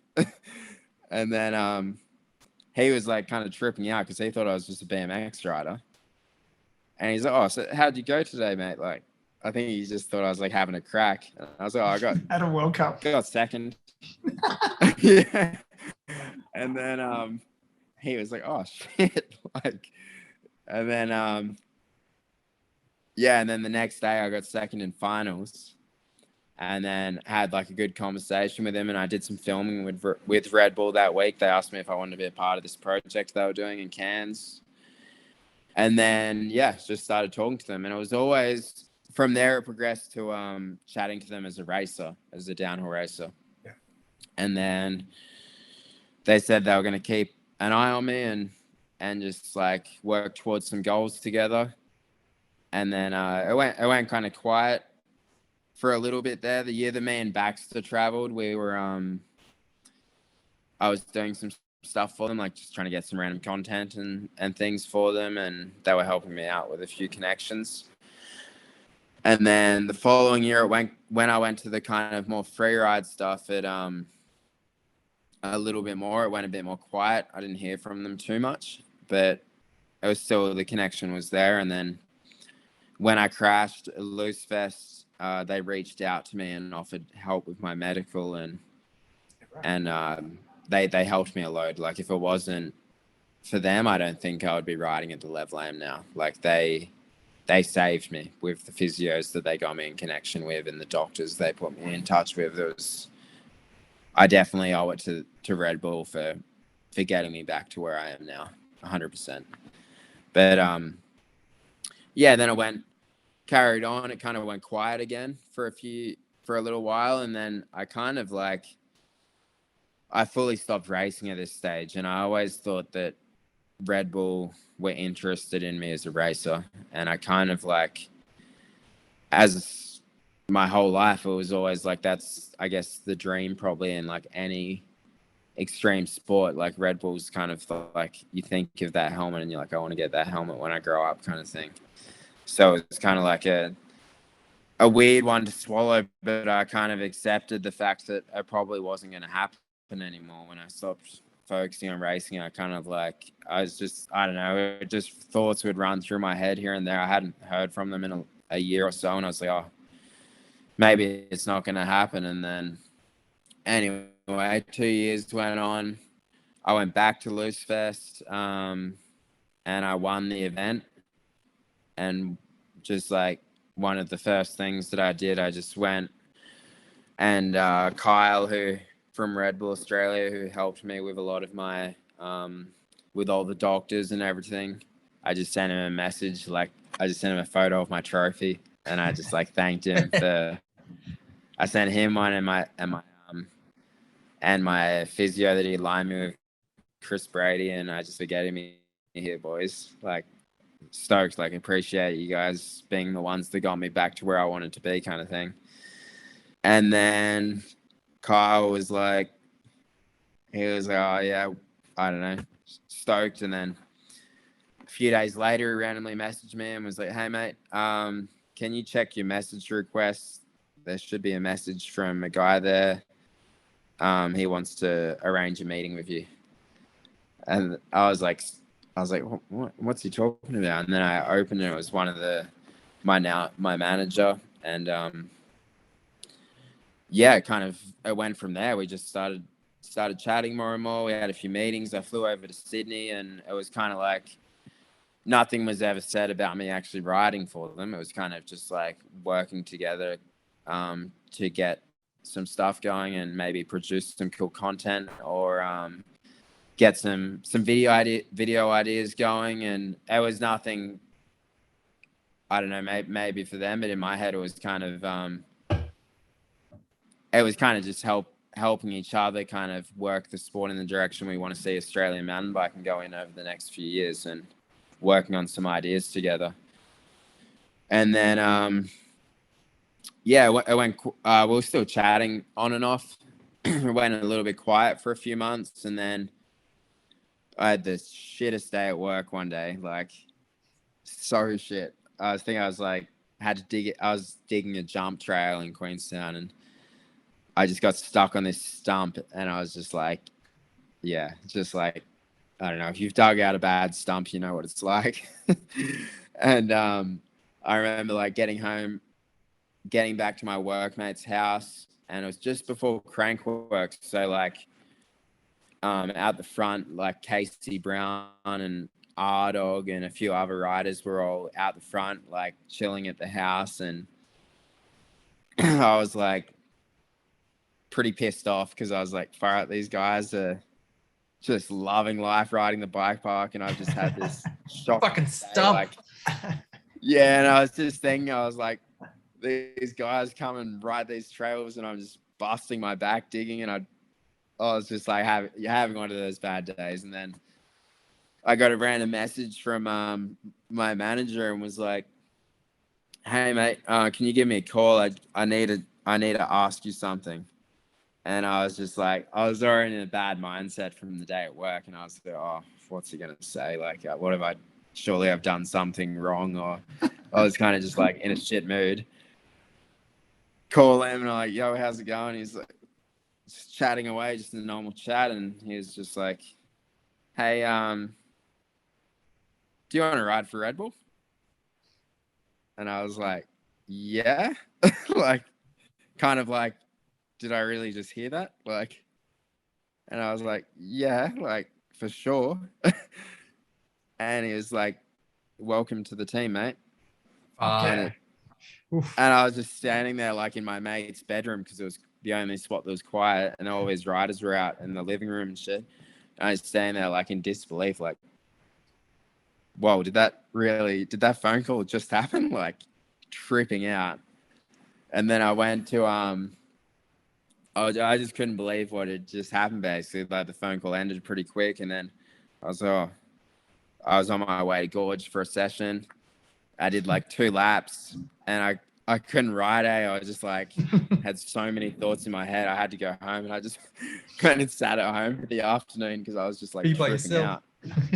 Yeah, I just needed some alone time to like take in what I just heard. And then it basically, like, this was a few weeks before Crankworks, so that was kind of like that verbal chat, but it was nearly like, it was such a dream in my head that I was like, is it actually going to happen? Like, I hadn't heard anymore for like a week or two, and I was like, did that like really happen? Like, and then I linked up with the New Zealand managers, because this was right at the start of COVID, so the Aussie dudes couldn't fly to Crankworks.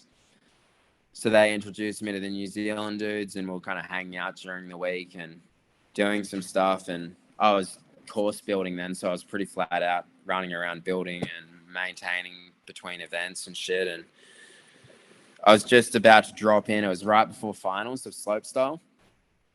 and I was like on the start ramp about to drop, and we were doing the McGazza train. It's like the memorial train they run every year. Yeah. We're sitting there about to drop. The song starts, and it's like like about to get in. I get a phone call, and I'm like, shit, should I answer that? I was like, I look at the screen, and I was like, oh, it's the Red Bull dude. I better answer it, just like to see what he says. And he's like, mate, where are you? And I was like, dude, I'll call you back soon. I'm dropping in. Like, we're dropping in 10 seconds on the top of slope course. And then just hung up. And put my phone in the pocket. Because like it was a, you know, fully organized run, and it was all of the riders were all up there. And it was Tom, my boss, led it, and then I was second in the train. So yeah, rode down, had like the sickest run. I was so stoked because I'd kind of been struggling on the jumps, and it was like really wanted to do a mean run in front of everyone because like it was right before the main event, so all the spectators and everyone were there. Had this sick run. I went over the last jump, did a kick out, and was like, yes, like nailed it. Went around the keyhole thing, the finish line, and as I like turn around the berm, and Brooke was just standing there with a helmet in his hand. Fuck. And I was Hell just yeah. like, no way. Like, yeah, it was a crazy experience there. There's, I guess, just like the whole thing from going from like just a random request message in my Instagram with this dude that I had no idea who he was, to getting to know him, to that phone call, to that happening at Crankworks in front of all of my friends and my workmates and family. And it was like, it was crazy. It was a pretty cool experience. Hell yeah, man. Like, what? There's only 4 other Australian riders who got the helmet. Johnny Waddell, Yeah. he got it first. I think Bowen might have got it just before Rennie. No, Rennie got it, then Bowen got one. Yeah. So who else? So yeah, I know, maybe you're the 4th. Yeah, I guess so. I think that's I'm like the first. I think the most like the part about that I'm most proud of, I guess, is when you go onto like my profile of like on Red Bull. It's like everyone has like their rider profile, their athlete profile on their website, and it says like their discipline, and mine is like it'd be like downhill racer or something. Mine's like downhill, freestyle, BMX, slopestyle, dirt jump, free ride. Like, which I don't know, for me is really cool because I always told my dad that I want to be a bike rider. I don't want to be anything specific. It's like, to me, that's what it's all about. And to see like, it's such a trip to see like me as a Red Bull rider under a BMX. It's like, I'm not really like, I guess I ride BMX every day, but I don't see myself as the level of a standard Red Bull BMX rider. But I guess it's like quite cool to see that they notice that I dabble in all of it, and it kind of all adds together.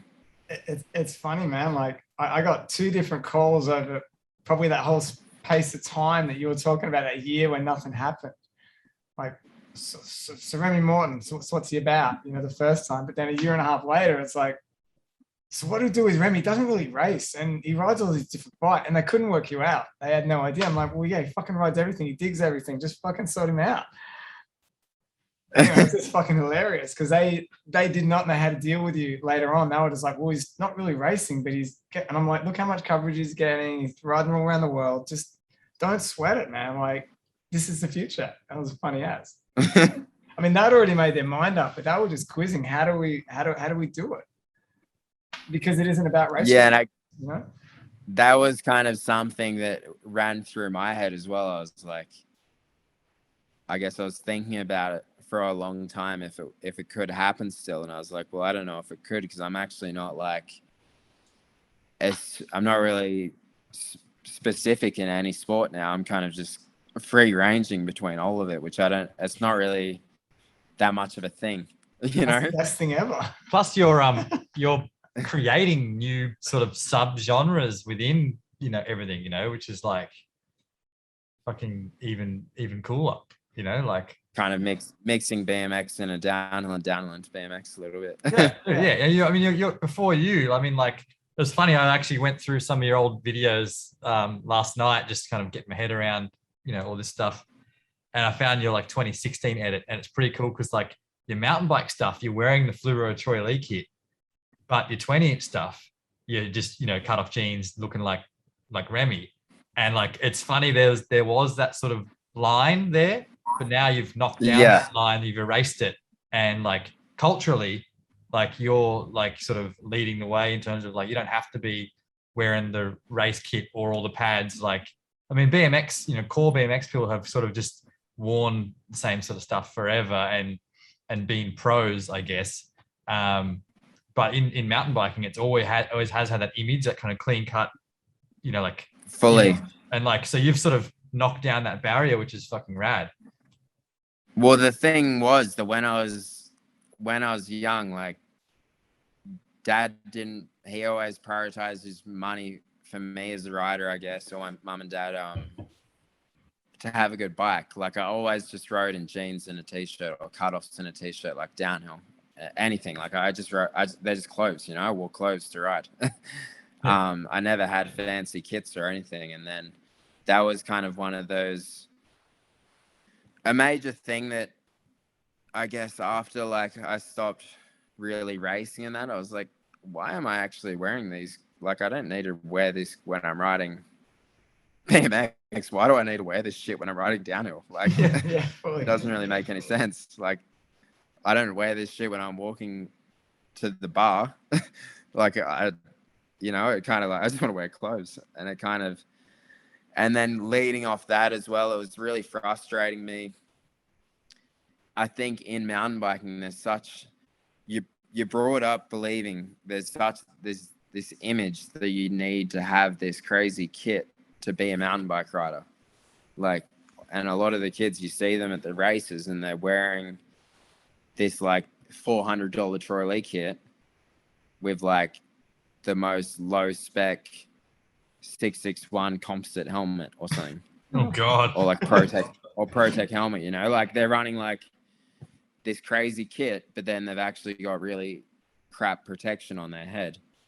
Or like, and I was like, it's something that really frustrated me for a long time, because I guess growing up, I always had good helmets, but I never had a kit. And because Dad always like cared about my safety, I guess.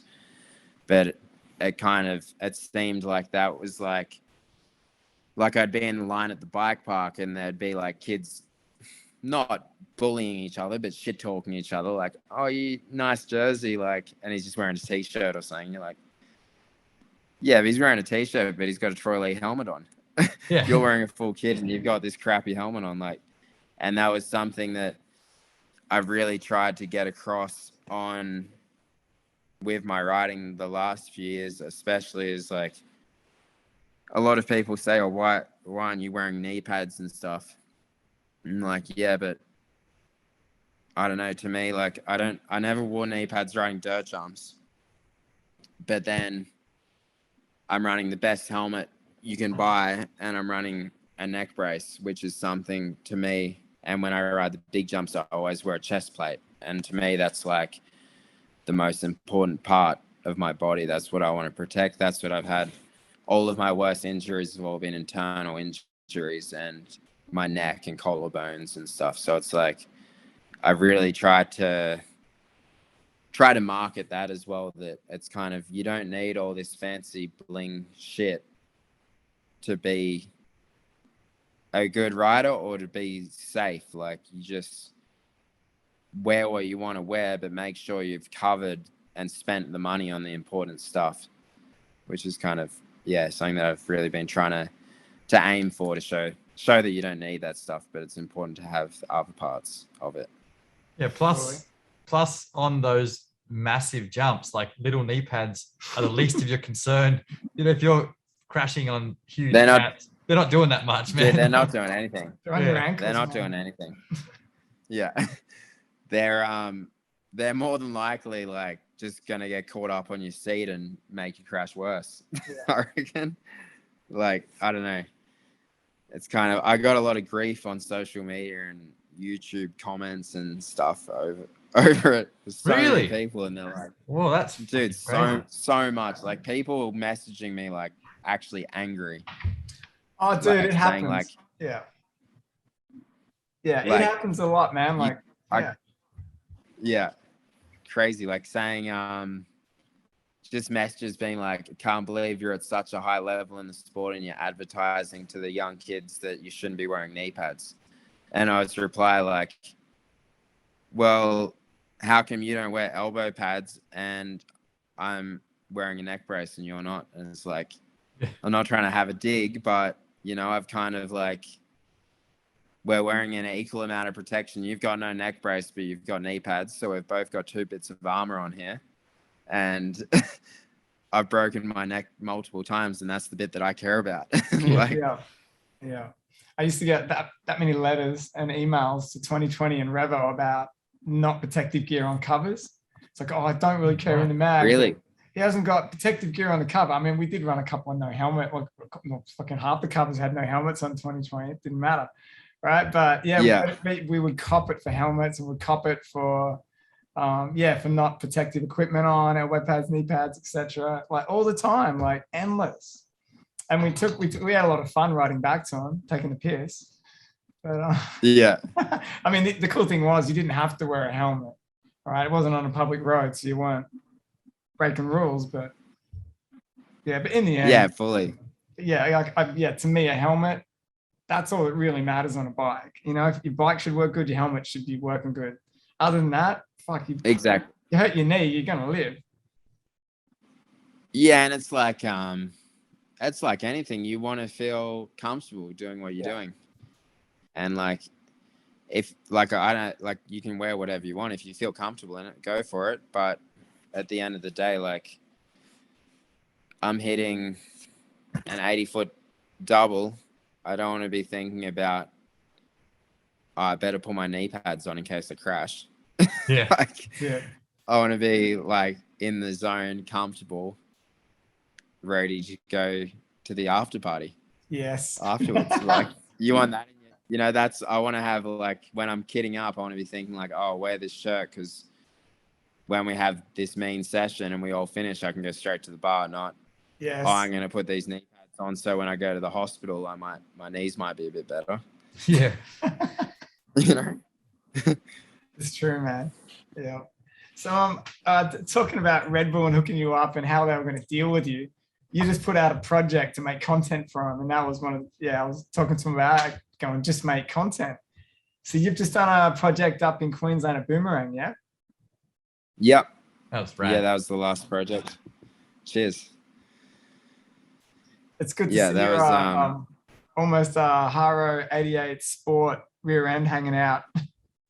It's pretty similar. My very first bike actually was a 88 GT Performer. Damn. So pretty similar kind of back setup on it. Yeah. Yep. Fuck yeah. Yep. But no, that was a really cracked, cool GT's project. twisted. Sorry, man. I'll just fill you in. Back in 88, Haro's cracked, GT's twisted. They're both junk. True. Yeah.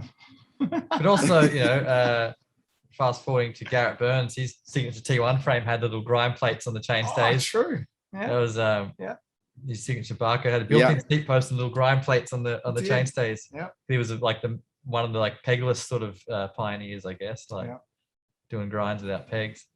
Fucking rad. Yeah, well, in the going off what you were asking about bike parts before, that's something you might be seeing in mountain biking in the near future.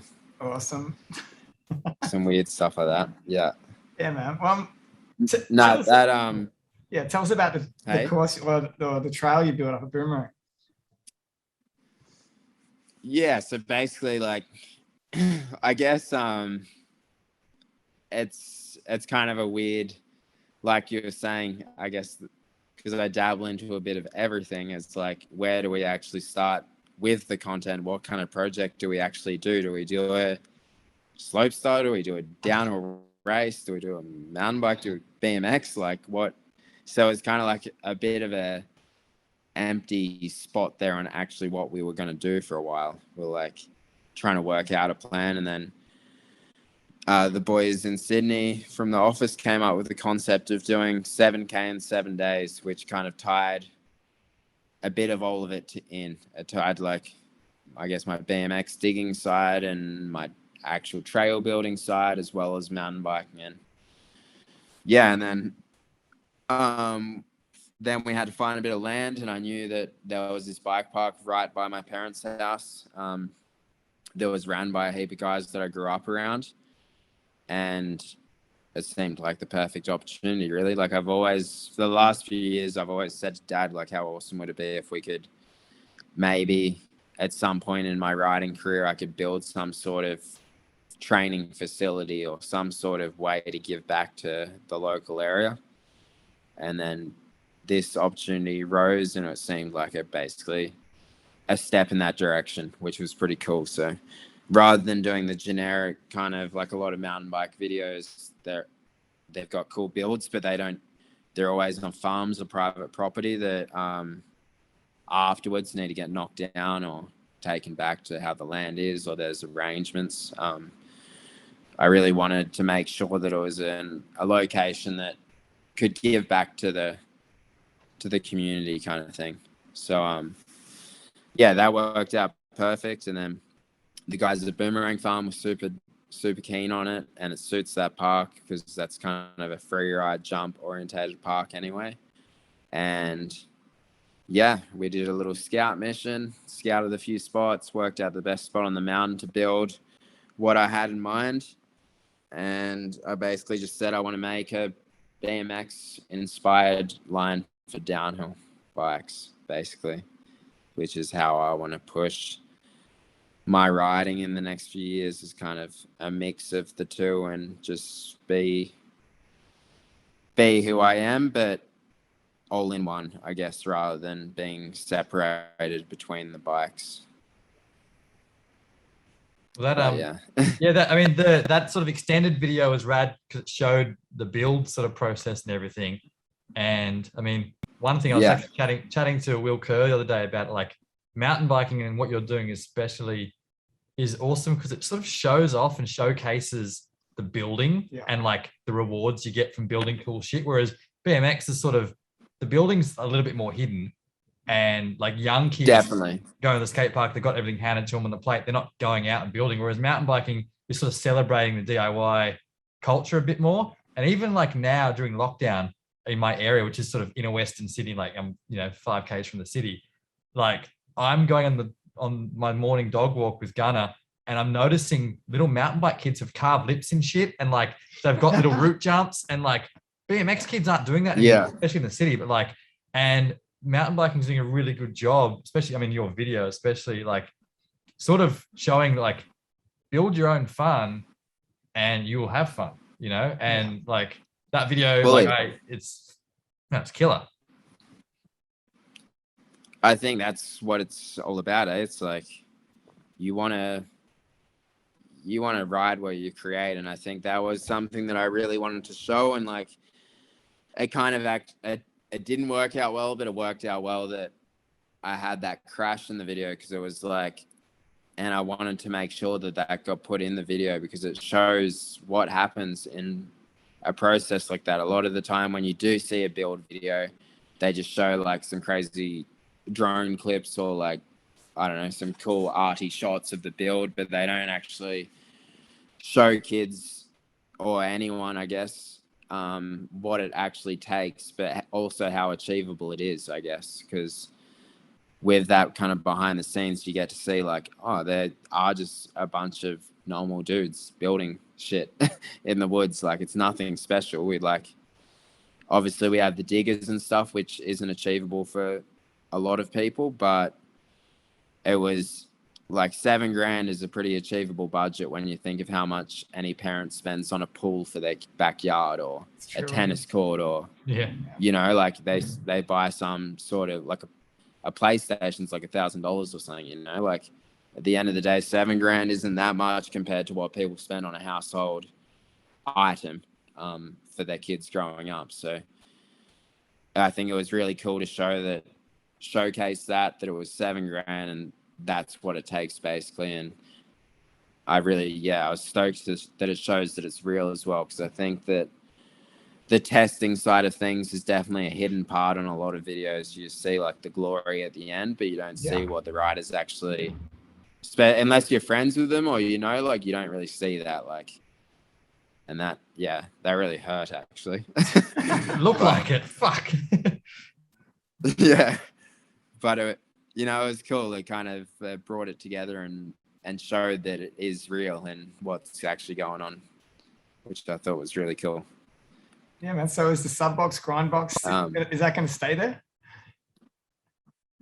Yeah, so that's still there. So that's something that I've got a lot of drawings of different boxes. That's something I've been working on for a while now, actually, that kind of released for that. But it was definitely a pretty, like, I'm stoked on it, but it was definitely a pretty half-assed thing compared to what I want to do in the future, I guess, because it's still so new to me and the sport, I guess. It's like learning, but like what we were talking about earlier about how it's turning into like a snowboarding style sport now.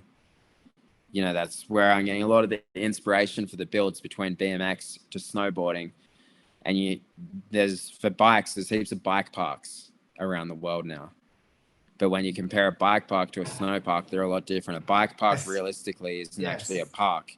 Yeah. They're just a bunch of tracks on a hill. It's like, how can you call that a bike park when it's just actually like bike tracks? So that's kind of that's kind of a major thing that I've been trying to work on, is ways that we can adapt that, especially because a lot of the bike parks are at established ski resorts, so they all have the infrastructure to build proper parks. They've all got the big half pipes, they've all got rails, boxes, everything sitting there and storage ready for winter.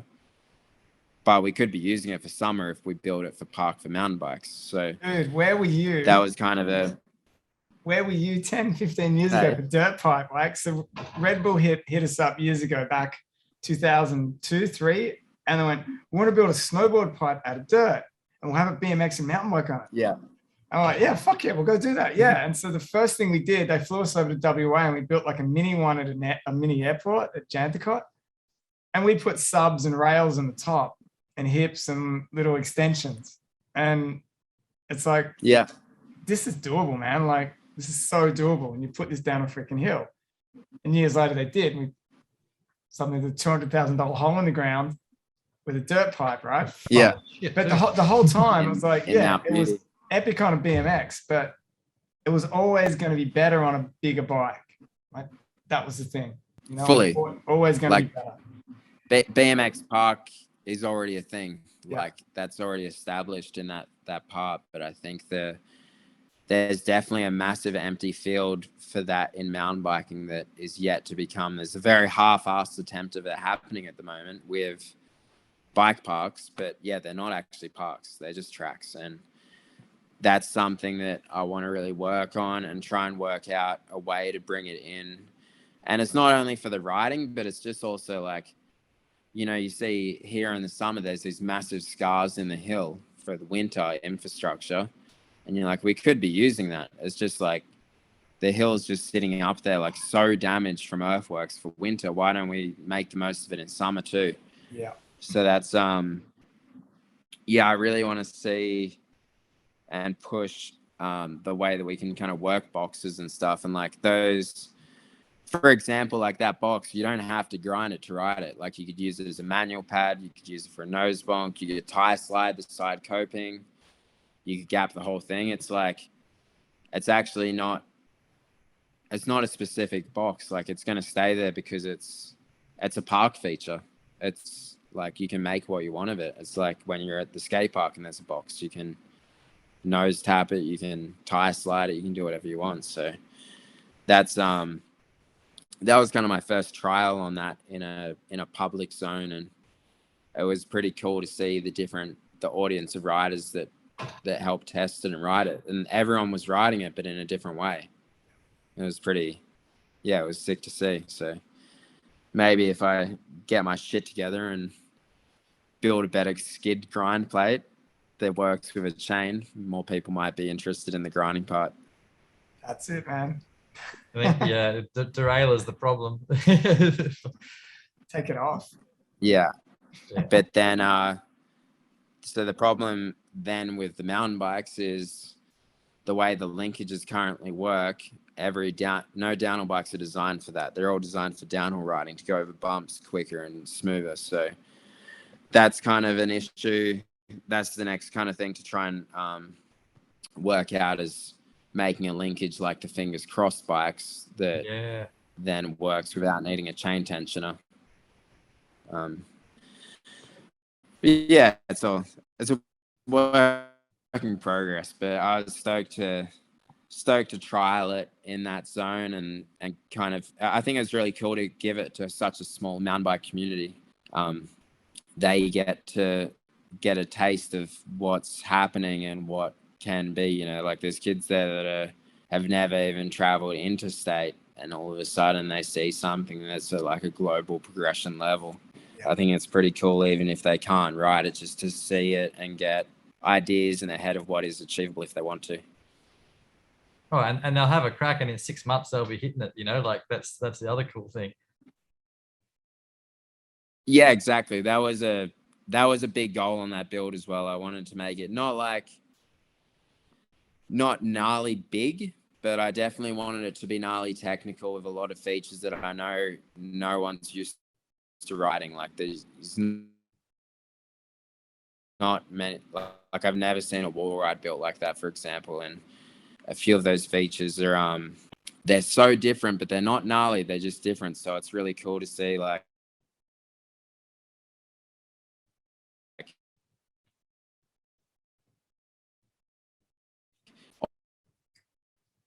all the kids there at the moment are struggling with it, which the riding's going to up a level from where currently that I really wanted to give them was something that they need to work up to get to like a level of like, oh, if we can do that wall ride, fuck, we might be able to take it to the next level and build this one ourselves and take that DIY step to the next level of their own.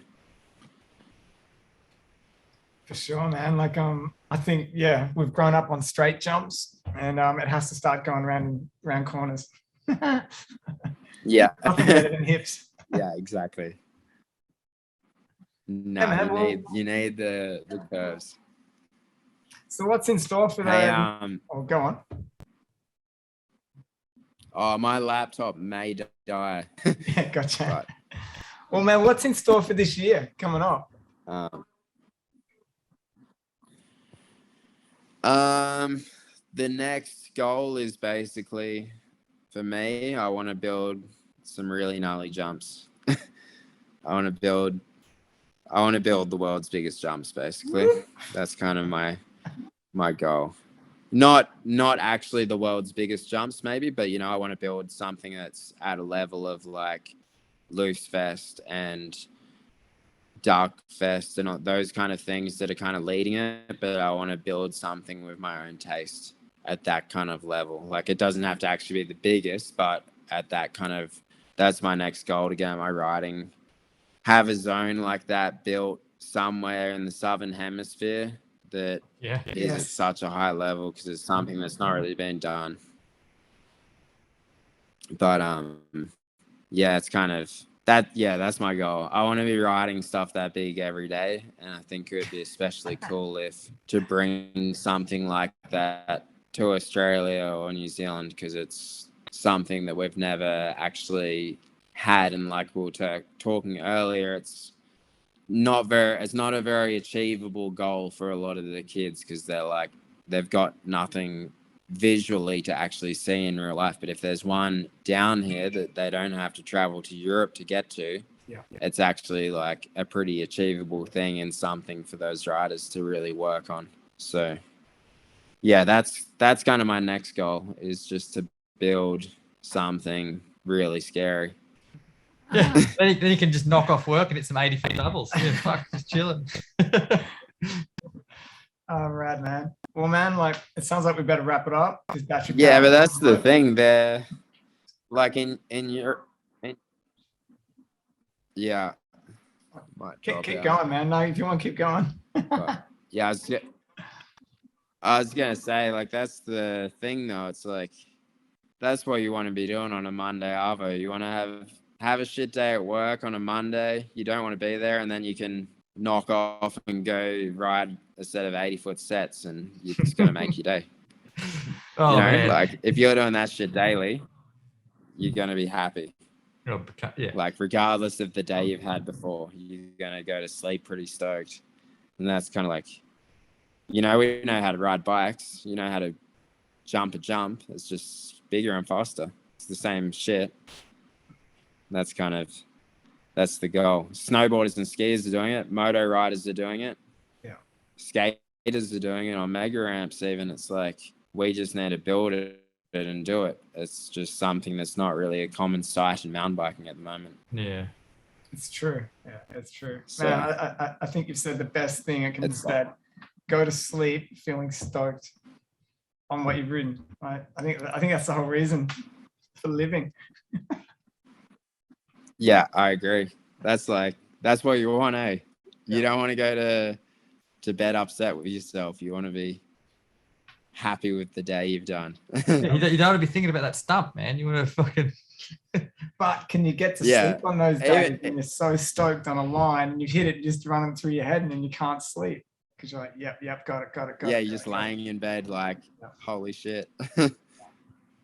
Yeah. So that's kind of, I guess that's my next goal, is to kind of achieve that and get to that next level of kind of for both me as a rider and also showing everyone that down here that we can do that shit. It's not like a different world of living. Like, you don't need I don't want it to be that same gap between me and Grant Allen of free ride downhill.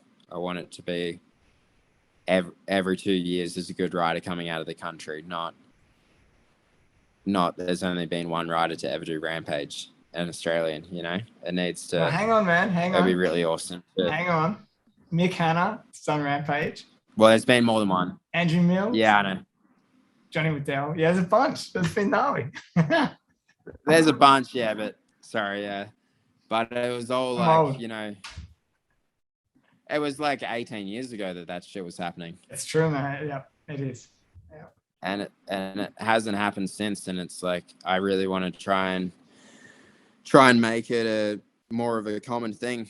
And like, I want to get to there as well. Like, I haven't achieved that yet either, but it's something that would be cool to try and bring to the youth of Australia, that it is actually an achievable goal.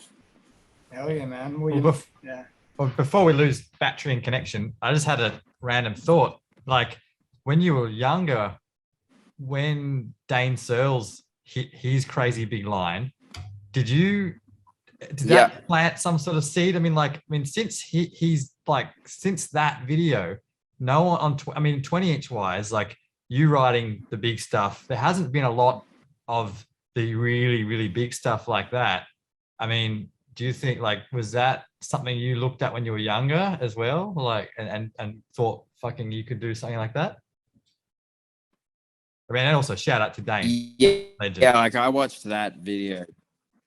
Yeah, definitely legend. I watched that video a lot in school. Like, I guess because he was living on the Gold Coast at the time, so it was like a local legend. All of our schoolmates all watched him. And that was definitely something that I was like, that's insane.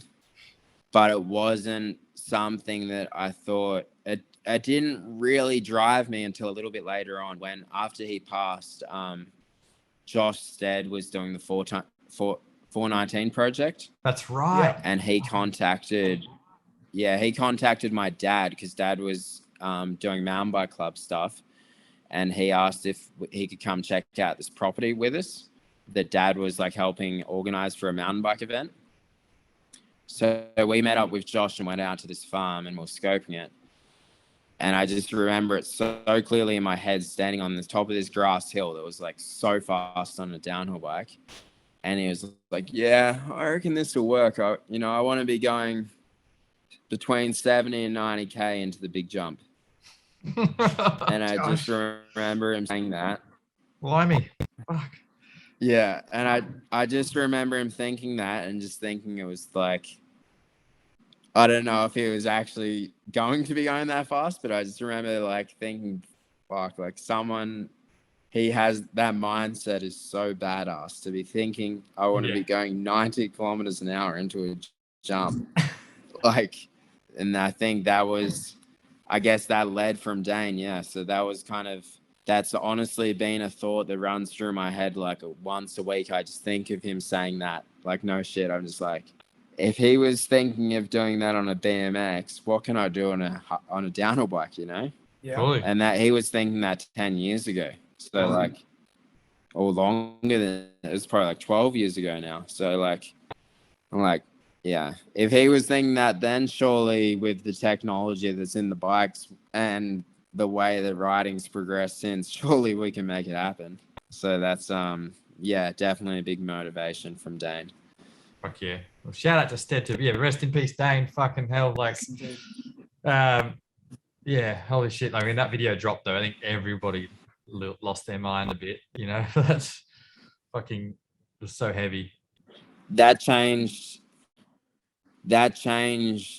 mountain biking massively, that video. I think that was definitely like a huge, I was talking. Can you hear me? Now, yeah, fuck. Yeah. Yeah, with I think like that whole project of Dane's changed mountain biking, because I was talking to Andrea about it this year in Europe actually, and he went and rode there, and he was saying like he couldn't believe it when he turned out. It was the biggest jumps he had ever seen, and like at the time mountain biking was jumping a lot bigger than BMX, and then all of a sudden this dude's jumping bigger shit than he ever had on a BMX, like, and I think that was kind of like what a massive motivation to the way that he started riding and the way that Fest started, and that really motivated mountain bikers to take it to the next level. And I reckon that was kind of like the start of, not only did it take mountain biking to that next level of jumps, but it also was the start of then mountain bikers were starting to do real badass shit that BMX is respected. And then that's where the sports kind of started joining from that project, I reckon, because he inspired mountain bikers to do what they were doing, but at another scale. And the BMXers started getting stoked because they were like, oh, these guys actually are worthy of the bikes they're on. They're not just riding Max's Minions on our trails and fucking fully. Like, you know. And I think that honestly, he changed not only BMX, he changed bike riding for sure because of that project. Definitely. Sweet as. I reckon my laptop's going to die any minute, so. That's it, man. Cool. Well, thanks for tonight, man. No, thanks for the chats. Hopefully it comes out all good and you guys are happy with it. Oh man, yeah, be fucking rad. The tales are awesome. Audio epic. Video, no, fuck it. We'll see. Yeah. No, awesome, man. It was real good to stop and chat. Yeah, there's some good tales there. It's great to get them out to the world. And yeah, as soon as we're allowed to travel, I'm fucking straight in New Zealand, man. Holy shit. Gotta get over there again. Sorry for the glitches in the audio, the interview, folks, but I think we had a pretty good talk. We think it's safe to say that Remy is on a whole new exciting level and is an amazing positive influence on the future direction of BMX and mountain biking and everything in between the two, showing the kids that there is few things in this world as rewarding as building your own fun, being yourself, and riding the way you want to ride. Thank you, Remy Morton. You rule.